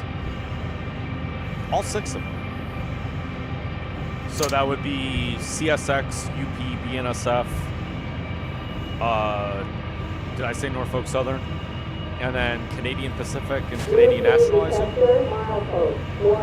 They have it with the FDNY, the MATP, Metropolitan Transit Authority, that run the emergency personnel. Oh, okay.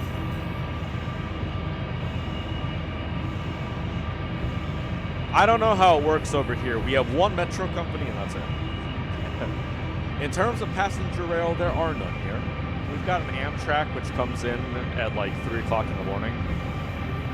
I've been hoping to catch it one of these days, but I gotta get up like really early and head Donder away just so I can catch it past let's try that again. Passenal passenger train station. That was, I don't know why that was so difficult for me to say.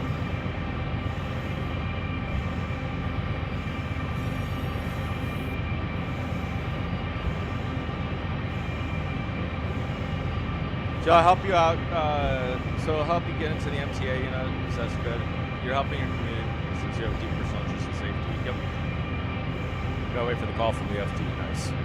I know a couple people that did that throughout high school. They volunteered with the local fire department.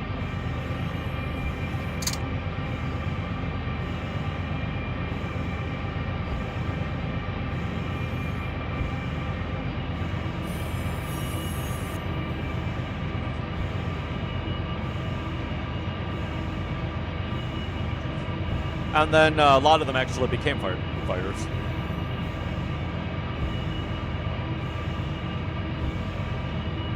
If possible, you should fly a Boeing 757 with a United livery. I don't have a 757. I believe there is a 757 in X-Plane, but I don't have X-Plane installed. It might be X-Plane 12. I have X-Plane 11, but I've never really played it.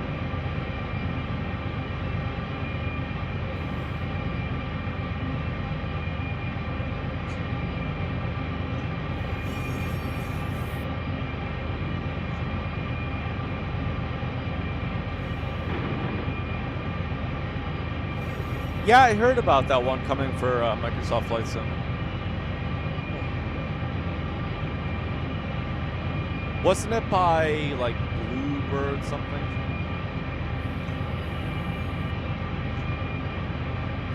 Yeah, Bluebird Simulations, and I believe that they're the ones producing the 757. Here we go. Alerter, I don't care.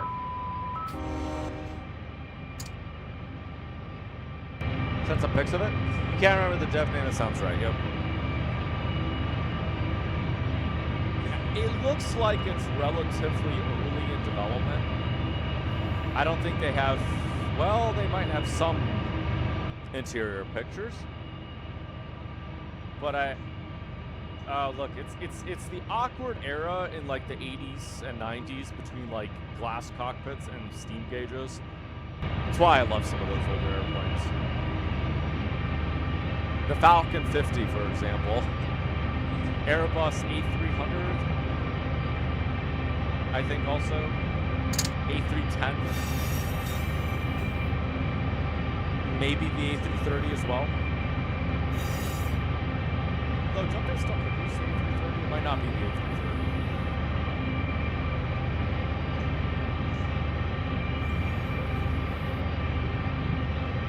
No, I don't think I'm thinking A330. I'm thinking of more A310.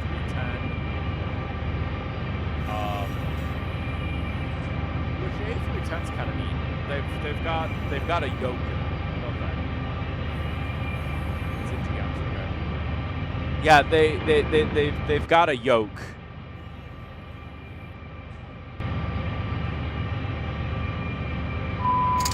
You don't know why, but recently there's been a couple KC-135 emergencies this week in the Middle East, especially over the country of Jordan. Yeah, I think I've seen a couple of them over on Flight Radar.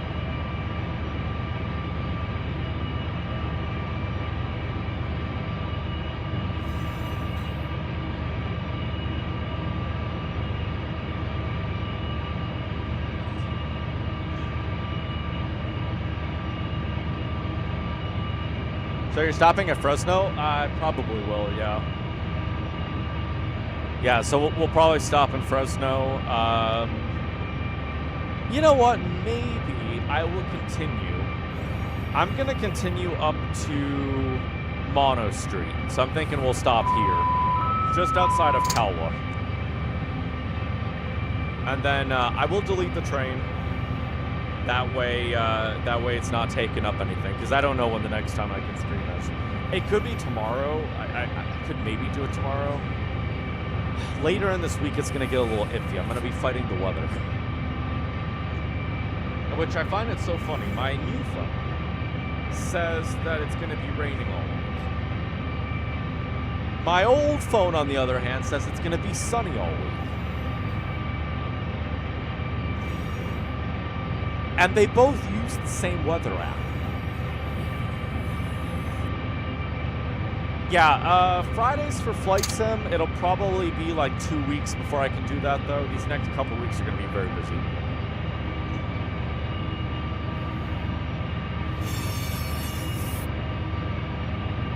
This week, I'm trying to get hay done. If I don't get it done this week, I'll probably have to wait until next week. It's going to be like a marathon.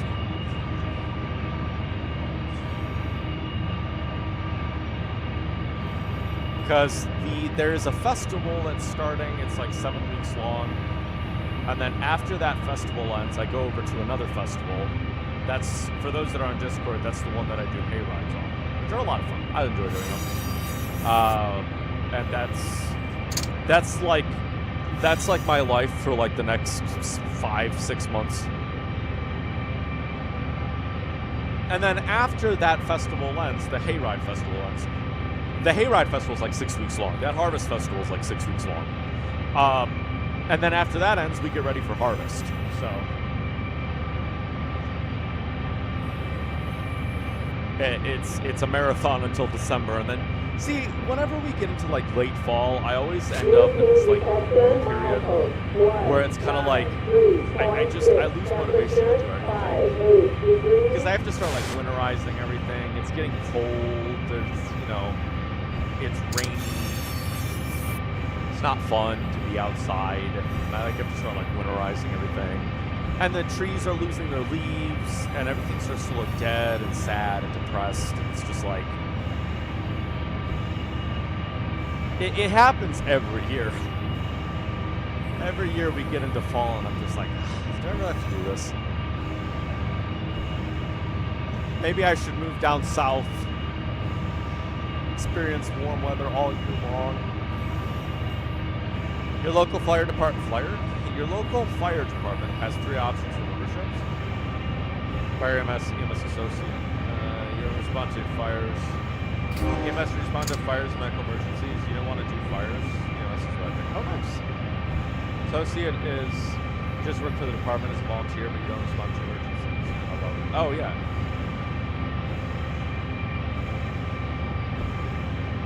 That's kind of fun. Yeah, EMS I think would be kind of interesting. Which I learned that in some departments they have like tactical EMS courses. Because like in like a situation of like an active shooting, right? they will have, you know, the building where, you know, said suspect may be. And they will have, like, you know, outside, they will have, like, the EMS setting up, like, an aid station in the field.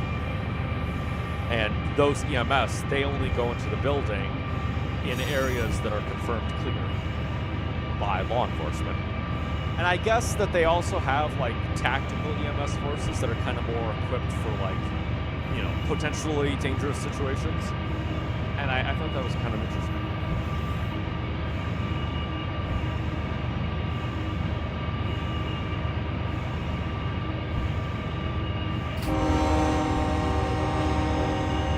Metro North, you'll get fire training, but you want to do the actual training. But yeah.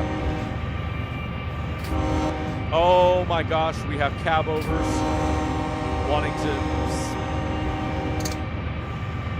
W900's trying to become cab overs. We've got a box truck that's really trying to do it.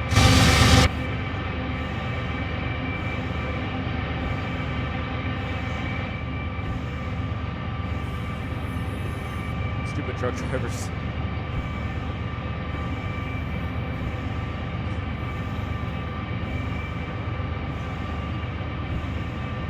Being able to help someone while they're having a medical emergency. Yep. Yeah, I've got a family of people that work in the medical field.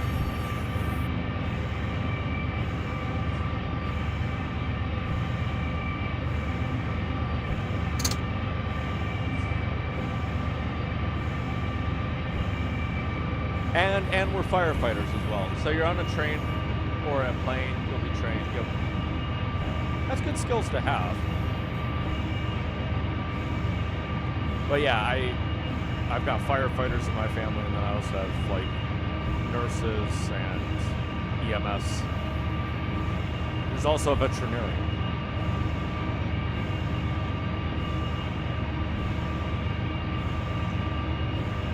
Which is great whenever your dog is having issues, especially when you have, like, a three-legged dog that might be having issues.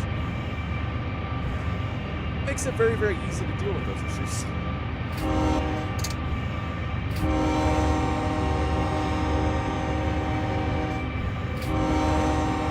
Your neighbor works for a department, so he's able to help you. He was able to walk you through the steps. Yeah. One of my old bosses, at one of the farms I used to work at back in high school, and he was a firefighter.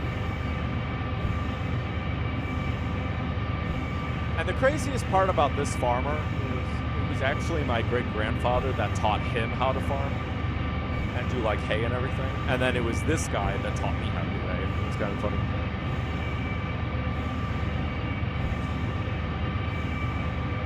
It's like passing down knowledge.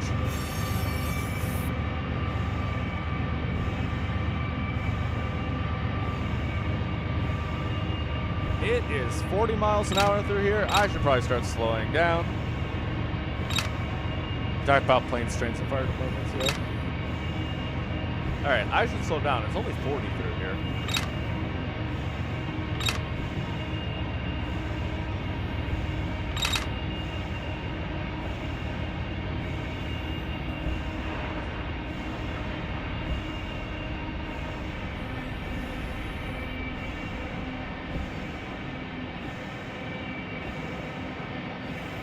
There is a trend. Oh gosh, should I be slowing down? No, I'll be fine. Okay.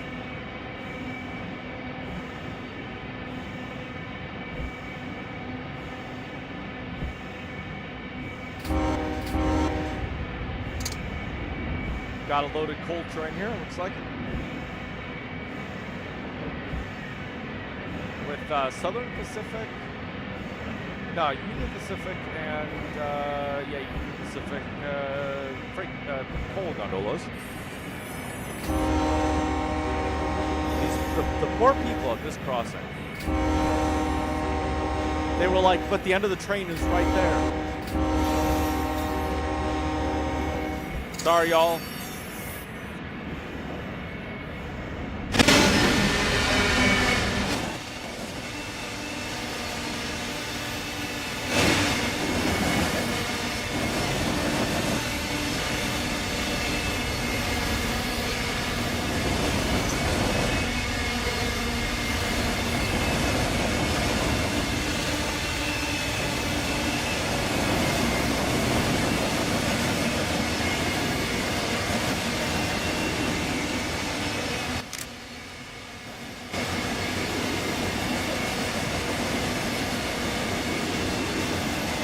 Well, just wait until you get past Mojave.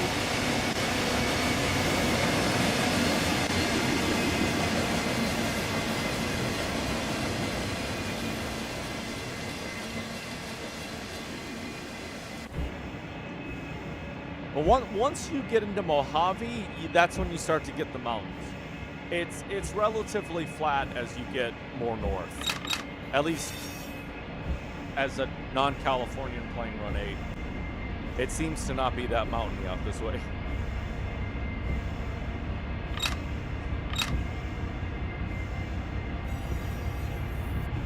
Look, I live in a place that's not very mountainy. Granted, if you go into like Pennsylvania, like you go like 40 minutes east of me. If you go 40 minutes east of me, and not too far like south of me actually, go like 20 minutes south of me, it gets pretty mountainy. Okay, look, and when I say mountainy, you need to understand one thing. There was a foreign exchange student in my sophomore year of high school in my Spanish class, okay? He had the audacity, okay, to call our ski hill, which we are very proud of, a bump in the terrain. Look, it is a mountain to us, and we are very proud of it, okay? Don't you go calling it a bump in the terrain.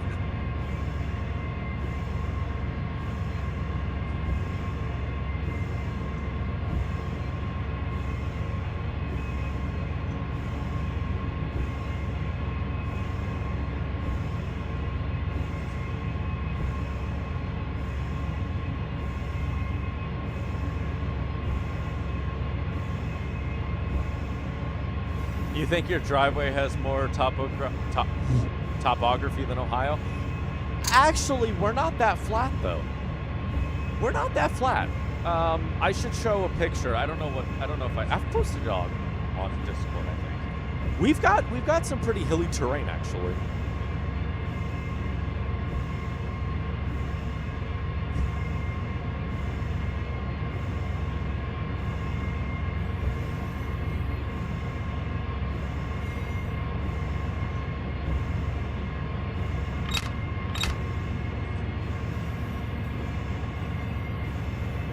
Like, you start to realize as you, like, travel even just around Northeast Ohio, you realize how, like, hilly it actually is. Because there's certain places where you can see for, like, literal miles. Granted, the elevation, it's not, you know, it's not some places. You actually be pulling up right next to your train? Oh, okay. Yeah, we're gonna be heading to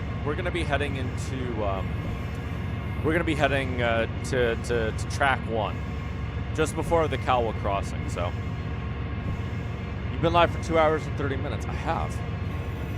It's been a good stream. And then I think before I end stream, I'm gonna hop over to single player. Your pancakes have more topography. Am I saying that word right? Topography? I don't feel like I'm saying that right. Topography? No, that doesn't sound right either. I'm gonna call it topography. Then Kansas. Yeah, Kansas is relatively flat, isn't it?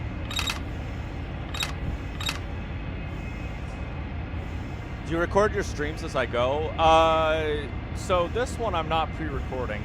YouTube will automatically upload it. So after the stream is done, YouTube will save it, and then it'll be available in the live tab.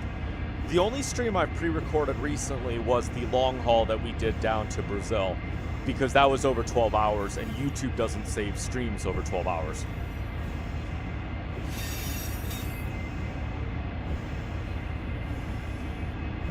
Which I still need to edit that one and upload it. It's in my files. I still need to, like, upload it and everything.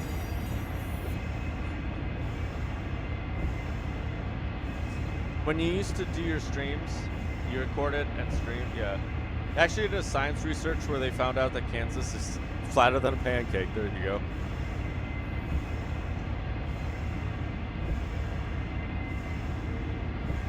I don't know if there's any musicians in the chat, but talking about flat. So, in my high school career, we didn't have an orchestra, so I was the only string player in the band class. I sat between flute players and clarinets. And I got into this, I don't know what you would call it. This kind of like, you know when there's like a trend going on where people like, they kind of make like an insult to something. Not necessarily like an offensive insult, but they like make a joke, you know, about something. And so there was this running joke in the band class about how the clarinets are always flat. And so as a violinist, you played the trumpet too. Yes, I did play the trumpet. Yes, I played the trumpet my senior year, a little bit my junior year in marching band, and then I did it my senior year. Senior year, I was in 2 band classes. I was in both of the band classes, none of which were orchestras.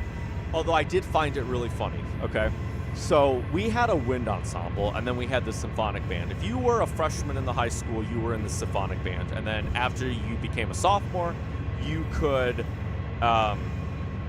audition to be you could audition to be in the wind ensemble. Well, the funniest thing is my senior year of high school, I played trumpet in the symphonic band and violin in the wind ensemble.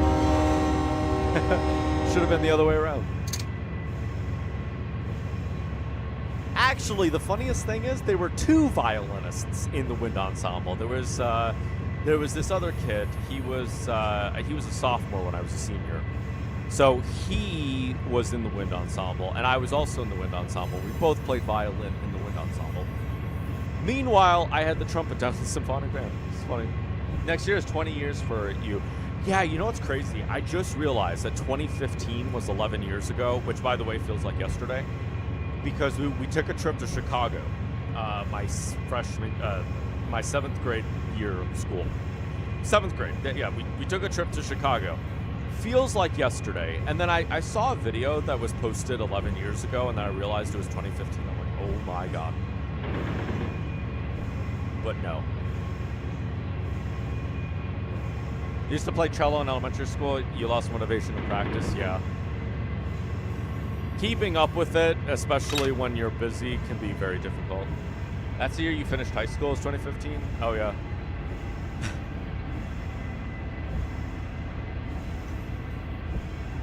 Weird fact that nobody cared about.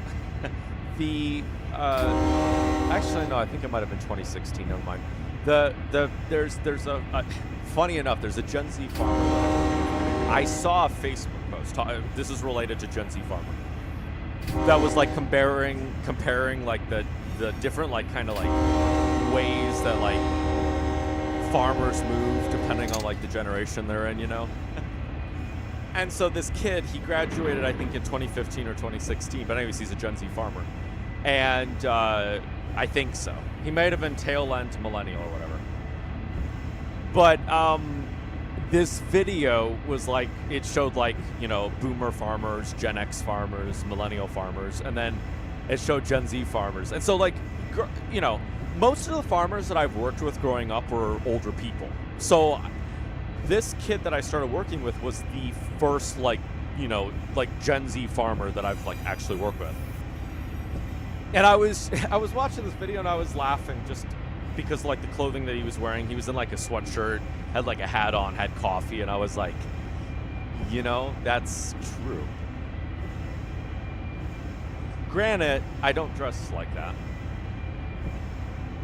I oftentimes, if I have to take a tractor down the road, I'm wearing orange. I'm wearing an orange vest. And I don't like sweatshirts either. One of your dad's friends is a farmer in rural Illinois, and months ago his fields got destroyed. Oh yeah, I heard about that.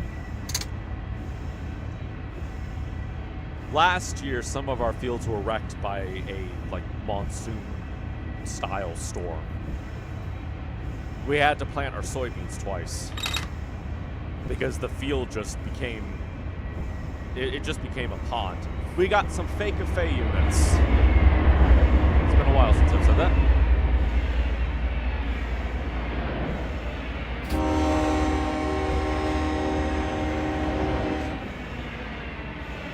Did I say everything that I wanted to say?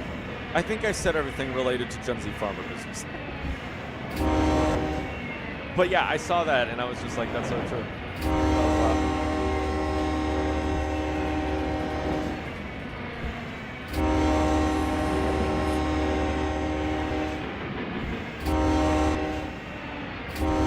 I will just say this, and this is like not me trying to like, this is not me trying to like say, how dare they, but their family is really nice to me, and it's really scary.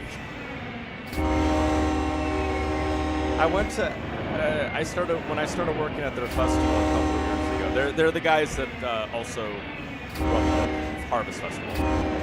And like their entire family was like really nice to me. Okay, well the other crazy thing is that before I met the kid, his mother was apparently our mail person for like the longest time.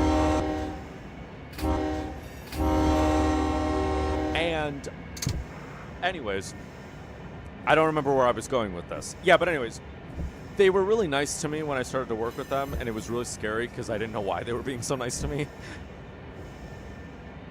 Yeah, it's one of the strongest. Your specific area doesn't have that many strong tornadoes. Usually the last time we had a tornado was back in 1972 when your area was hit by an F4, which today would be an EF5.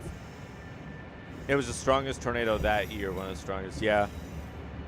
We get some tornadoes that come through here. It's not all that common. I think it's the trees, right? Isn't it kind of the trees that kind of like break up the wind and everything? We've had a couple very strong winds. A couple months ago, it started raining, and there was just like the world's like strongest wind. I later heard that there was a tornado that touched down, and I kind of thought that maybe it was related to that. We have earthquakes. We also get earthquakes too. They're very minor, and sometimes you don't tell that they happen. You know that they happen because when you're in an old house, it starts creaking.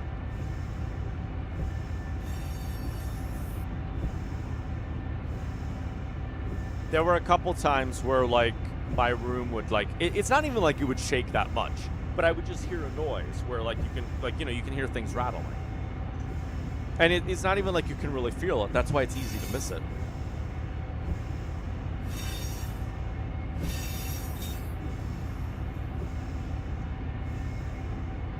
One time in 2019, your house almost got hit.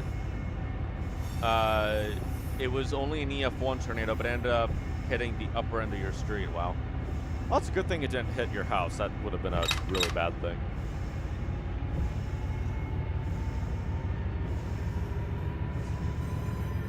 Okay, I don't need to be going this slow. We're almost there.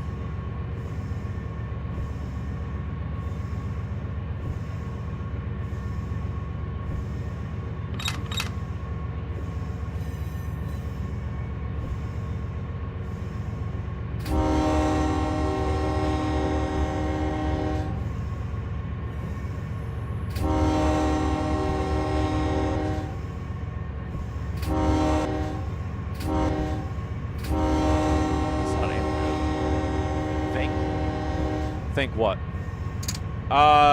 You'll see me in a few seconds. Oh, autocorrect did not help you on that one, did they? No need to be going this slow when you're not on Cajon.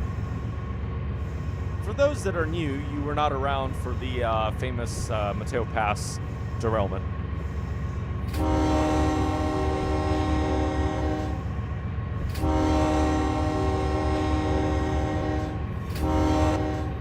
That was my first time ever going down Cajon, and oh, is that your train there? Yeah, you were talking about like a super heavy tanker train, weren't you? And what was I saying? Yeah, so that was my first time going down Cajon, and I didn't really know like how to do it. So I had the brakes on, and I just figured, hey, you know, put the brakes on full. And so if you put the brakes on full, and then it'll cut out your dynamics, so you won't have dynamic braking. And I didn't know that. So last time I went down Cajon, I was able to manage it just fine.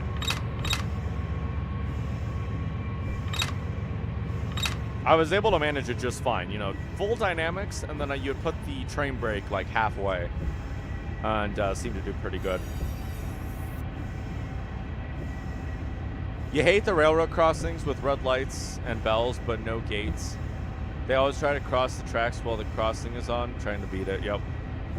I think that's why most of them have it. I only know maybe one crossing that has it. It's on a class 1 line. It's on a branch line. There's not that many trains that go through there. There's like one local train that goes through there, and it's at a yard, so most of the trains are moving pretty slowly.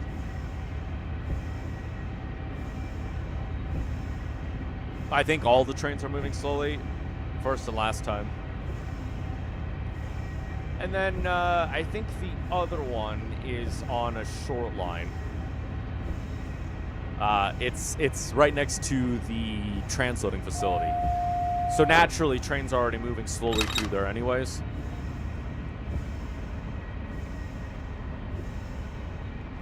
There's a caboose right there.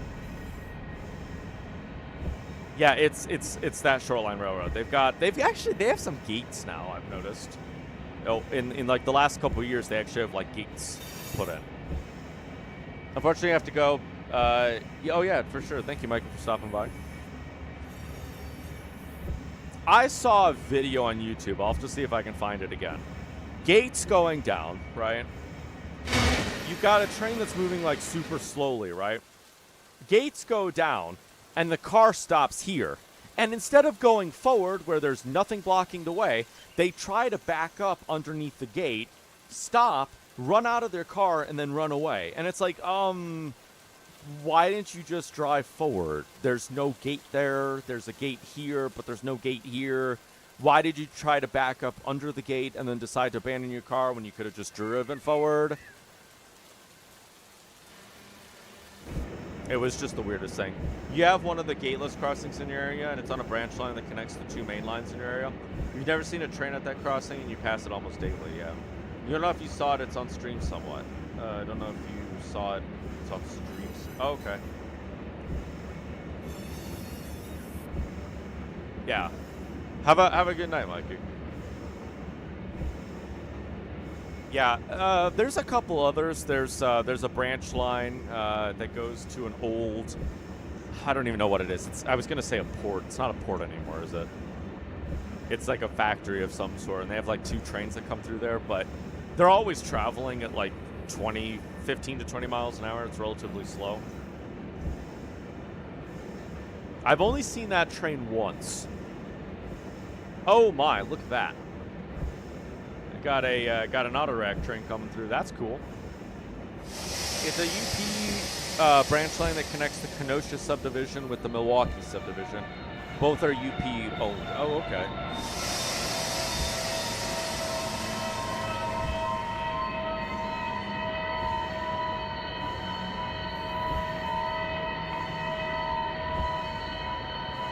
Hi, we can stop.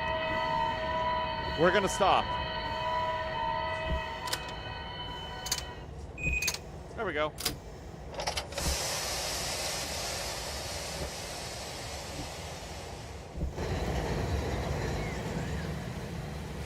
All right, we have arrived in Kawa. We've got a BNSF auto train coming through.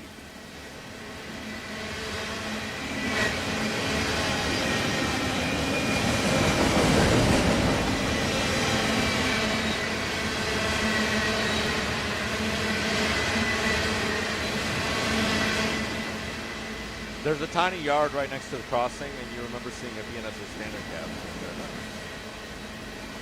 Probably like the new thing.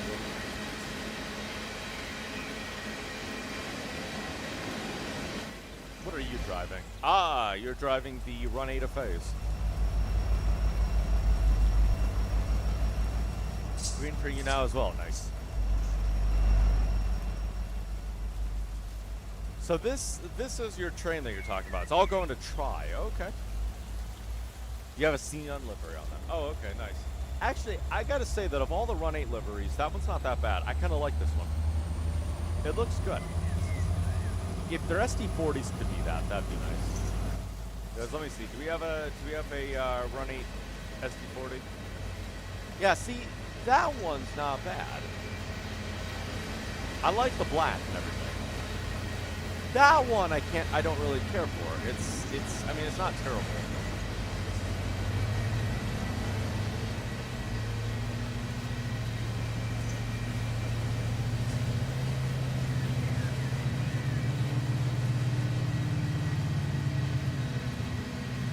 You don't really see standard cab because one of the lines goes up to Milwaukee and it also has an Amtrak run on it.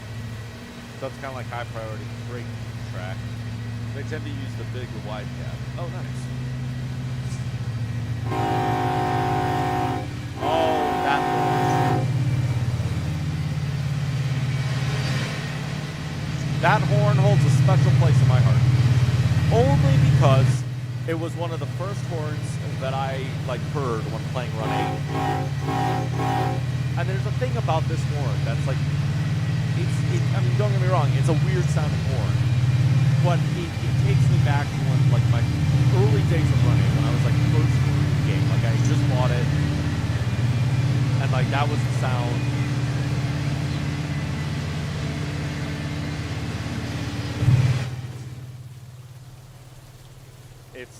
It's a weird horn, but it's great. All right, let's watch it cross the diamond here. And then I'm thinking I might pop over to single player for a minute, and we'll kind of show some things. I'm still working on a lot of my configs. I haven't even gone down to San Bernardino and Cajon. Actually, that's not true. I've worked a little bit with the Cajon sub, just because there's one local out of Barstow that goes on to Cajon. I did do a little bit on Seligman. Did I do Seligman? I don't know if I did Seligman. I may have done Seligman, but I did do Needles. If you keep going up, if I keep going up north, it leads to St. Paul, and also you get to see the former Soline locomotives. Still in their original Soline liveries. Nice. Soline is now owned by Canadian Pacific Kansas City. Nice. That's cool.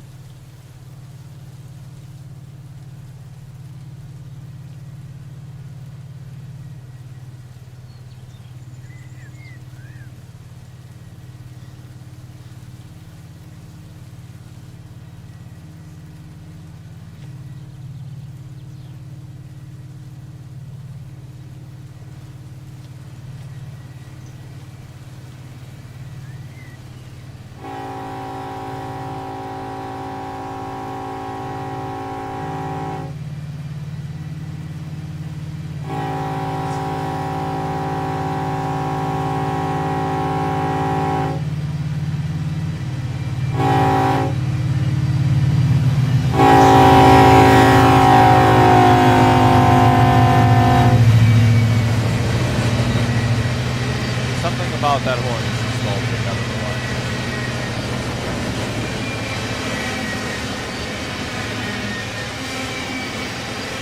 I feel like that's just a very, I don't know, that just feel like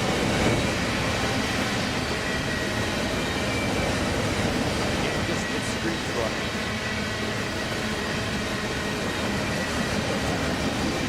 Default running.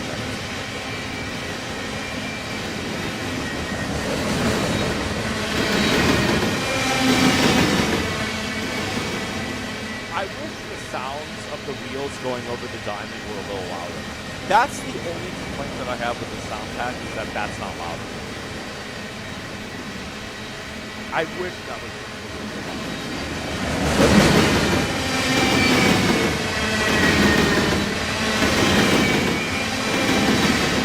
I mean, you can kind of hear it, but it's quiet.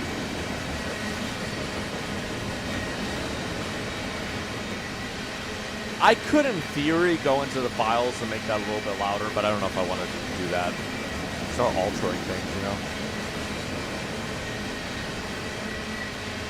If you're lucky enough, you get to see the Soline GP30 from the 60s.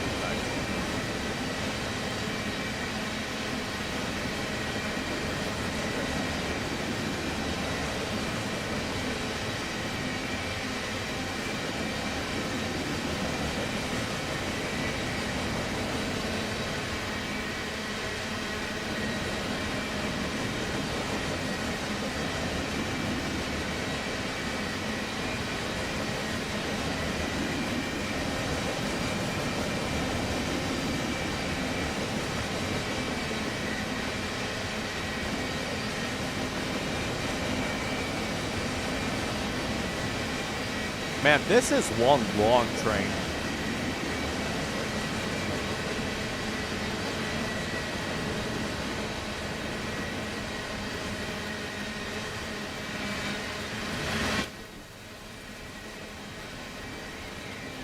Oi, sir.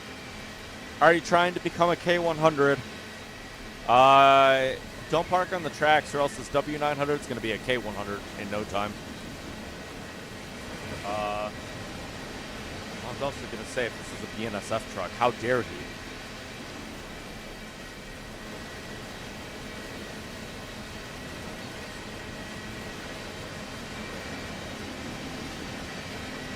Alright, we'll let the rear of this train go by. We'll let the rear of this train go by, and then we're going to hop over to single player for a second and kind of show some of the things I've been working on. And then I think I'm going to re-edit the Run8 video that I made. And then I will have to stream almost 11. I say almost 11. It's 10:22.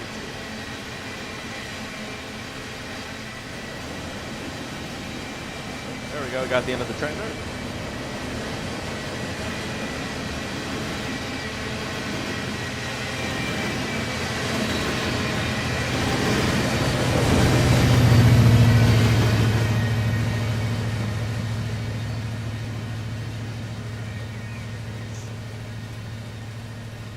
.6 horsepower per ton. Wow.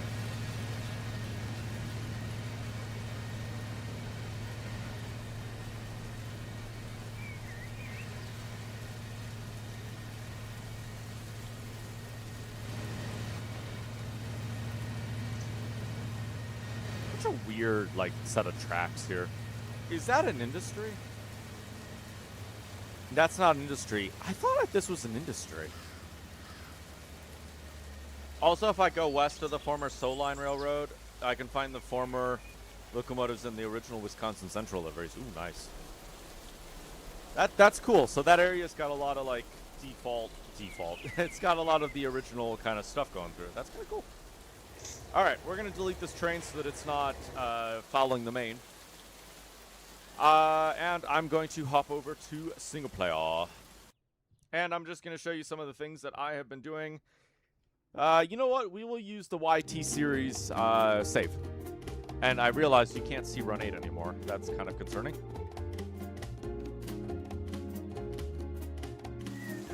Why can't you even see my, this page is intentionally left blank? You can't, okay. Welcome to West Colton. We have not been working here. We were working in Barstow in the first episode. So,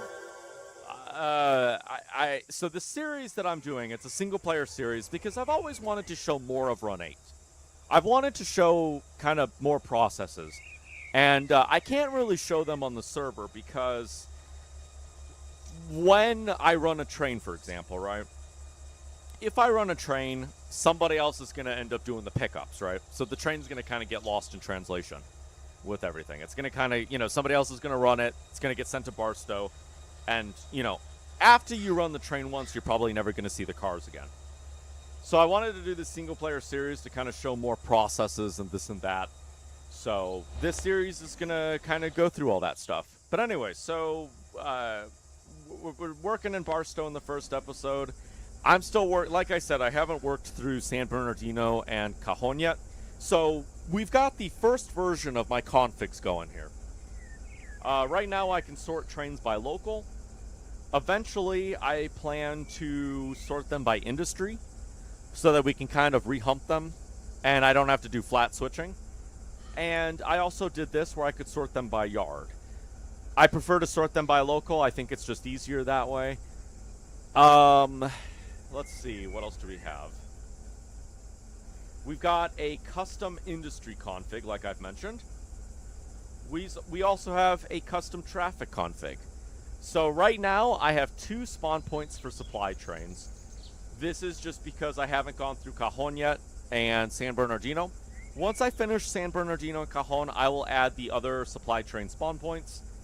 That's just because I can copy this spawn point and then I can paste it into the Cajon, San Bernardino spawn points and everything, and I don't have to like do everything from scratch. That's kind of why I'm doing it that way. We also have, I mentioned we had a custom industry config.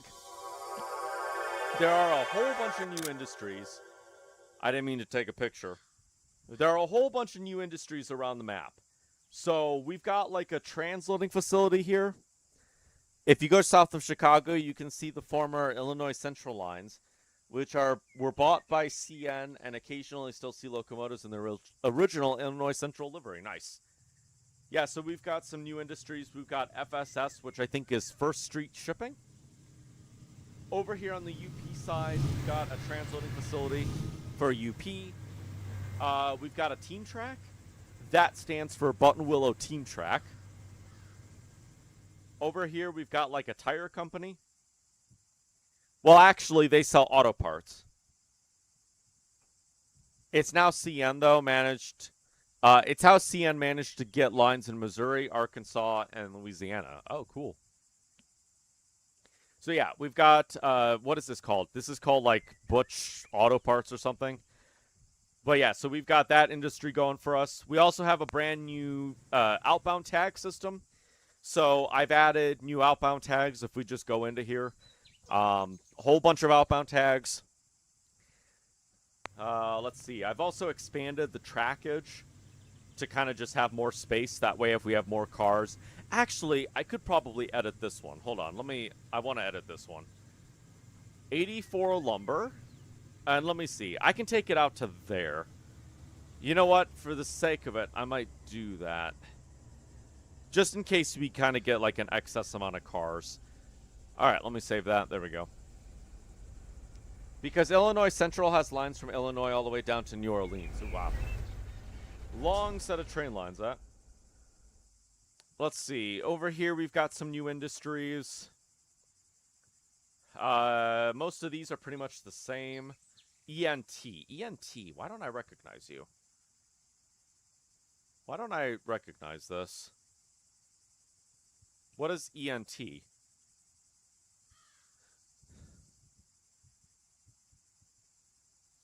Let's do that by... Enterprise Products Operating.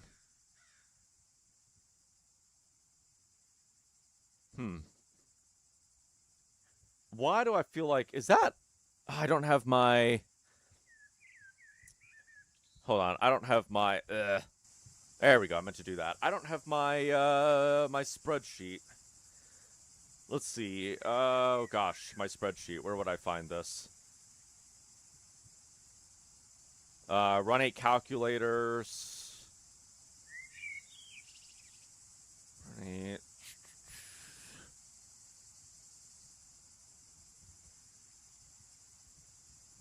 Here we go.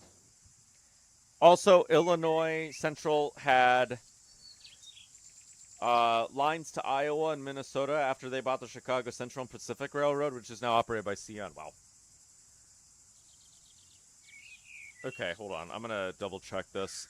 So this is all of the outbound tags, isn't it? Did I not? I don't think Chicago's one of them. Did I never... Really? I just, like, completely didn't do this industry? What did I say the name of that was? Enterprise Products and Operating. Okay, maybe I never did this industry. Enterprise Products Operating LLC. Oh, no, it's got all of them. Okay, no, I did do this one. Okay, never mind. Why aren't they all showing up there, then? It must not be... Yeah, okay, it's the list is too long. But yeah, so this is... I'm working on a new spreadsheet, so I've got a bunch of new outbound tags. These are the UP tags, and then these are the new BNSF tags. And then for the short lines that interchange with BNSF and Union Pacific, I have a combined list of tags here. So I'm hoping that this will create some fun interchange action between the railroads. We'll have to see how that plays out. Let's see. Over here, I've got a bunch of new industries. So core was a default industry, and then we've got like a construction company. They sell like products for builders and stuff. We've got like a water technology company. UDD, I think, is Universal Distributors. We've got United States Postal Service. I think we have another construction company, and then we have MBI, which is something biological instruments or whatever. So we've got that going here, all along this little spur here. Then over here, we've got some new industries. Illinois Central also has lines down to Iowa and Minnesota. I think I already read that.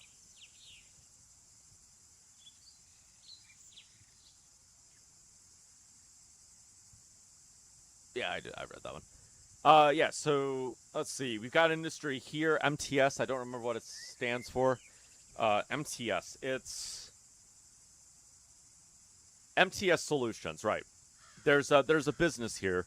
In real life, there's like a big oil facility here, and I think MTS was the name that I found. Illinois Central also had lines to Iowa and Minnesota after they bought the Chicago Central and Pacific Railroad. Wait, I read that. Wait. I did read that. Okay, never mind. Why did I feel like the chat moved? Okay, I don't know. But yeah, so we got that going for us.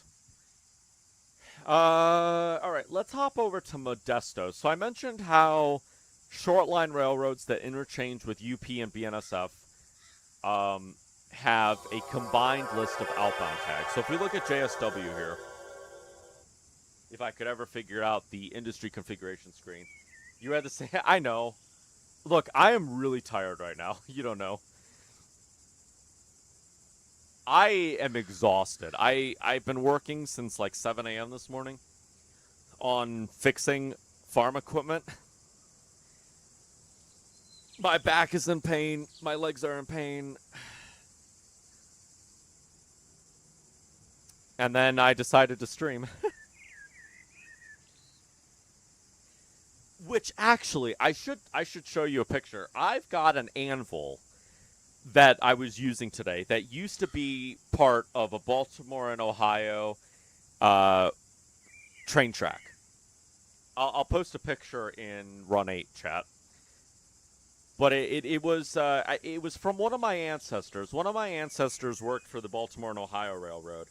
He has I have a lock that says like B&O like maintenance crew or something on it.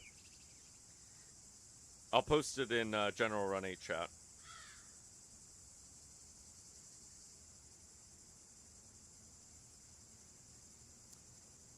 And then I'll show it on stream too. No, I don't want to gift Nitro.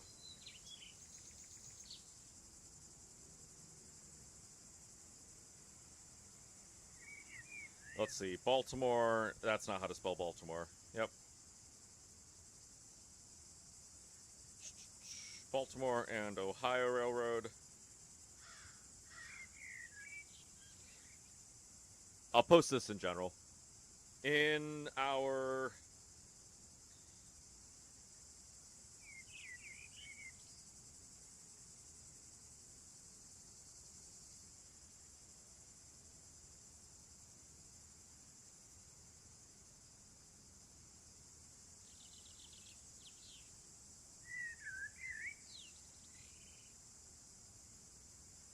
I'll show it on stream. But anyway, so I was talking about how short line railroads that are serviced by BNSF and Union Pacific have combined outbound tags, and this is one of them. So the Modesto Empire and Traction Railway is the only like place that I've done this so far.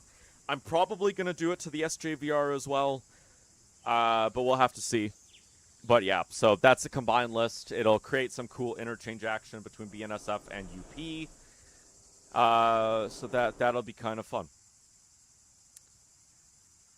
I don't think I've added any new industries here. We've got the little yard here where the M&ET keep all their locomotives. That'll be kind of fun. We also have Chicago, South Shore, and the South Bend Railroad, which is a Class 3 railroad still running. Many locals love it for the iconic orange livery, and it has been running since 1925. Nice.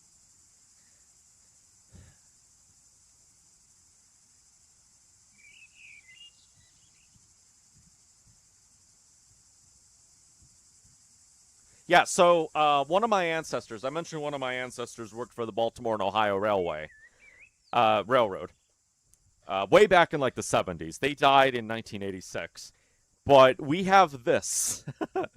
It's a train track that my ancestors turned into an anvil. And I gotta say, it's quite useful.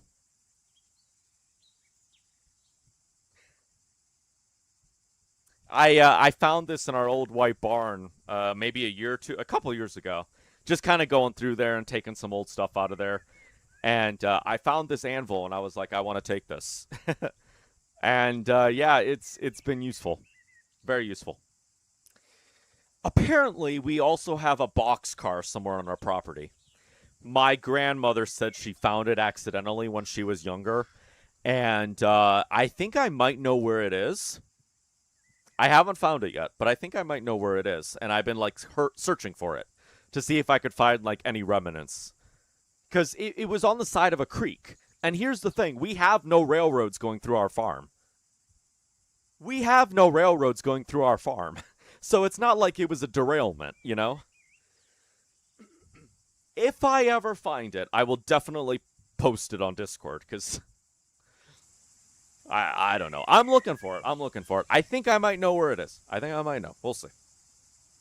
I gotta get through there at some point. How the heck do you accidentally find a boxcar in a creek?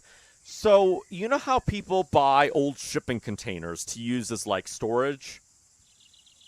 I think that before the days of shipping containers, people used to buy old boxcars. So one of my ancestors had, like I said, worked for the Baltimore and Ohio Railroad. And when they closed his rail yard, I think they started selling a bunch of the equipment. And I think probably some of my ancestors ended up buying this boxcar for like, storage or something. And then they just kind of left it somewhere. And it just kind of stayed there. And then my grandmother, when she was younger, just ended up finding it when she was lost in the woods. And that's how it ended up there. That's how we think it ended up there. Dang it, Leo. His name was Leo. Yeah. Sounded like a great guy. But I'm searching for it. All right, well, it is 10:40. I do have to end stream because I've got a lot of work I got to do tomorrow.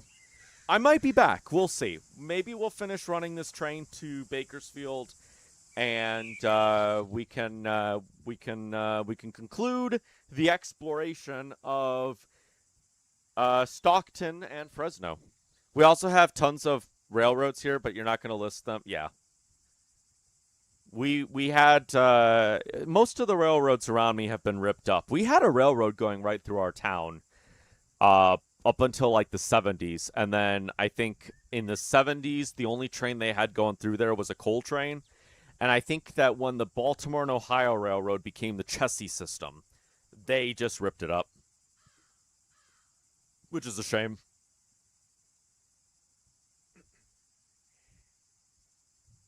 But it makes sense. Actually, we used to have two train lines going through there. In the 1800s, there's a map I have from the 1800s that shows two train lines branching out from my town, and then it became one. Who knows when it was ripped out? It was sometime before the 1950s, and then 1970s it was ripped out. Do you know what railroad the boxcar is from? Some boxcars have railroad logos. I would have to assume the Baltimore and Ohio Railroad. I'd have to assume it was the Baltimore and Ohio. That's the only logical explanation.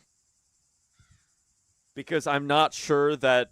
I don't think that this ancestor ever worked for another railroad.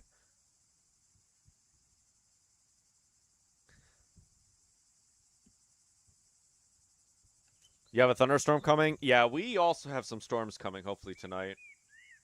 I say hopefully tonight. Hopefully, yeah, hopefully it's tonight so it's not tomorrow when I need it to be dry. Oh, well, it seems that the rain has gone away. Please don't rain this week. I have hay I need to mow. I have hay I need to bale. I need at least 3 days of dry weather.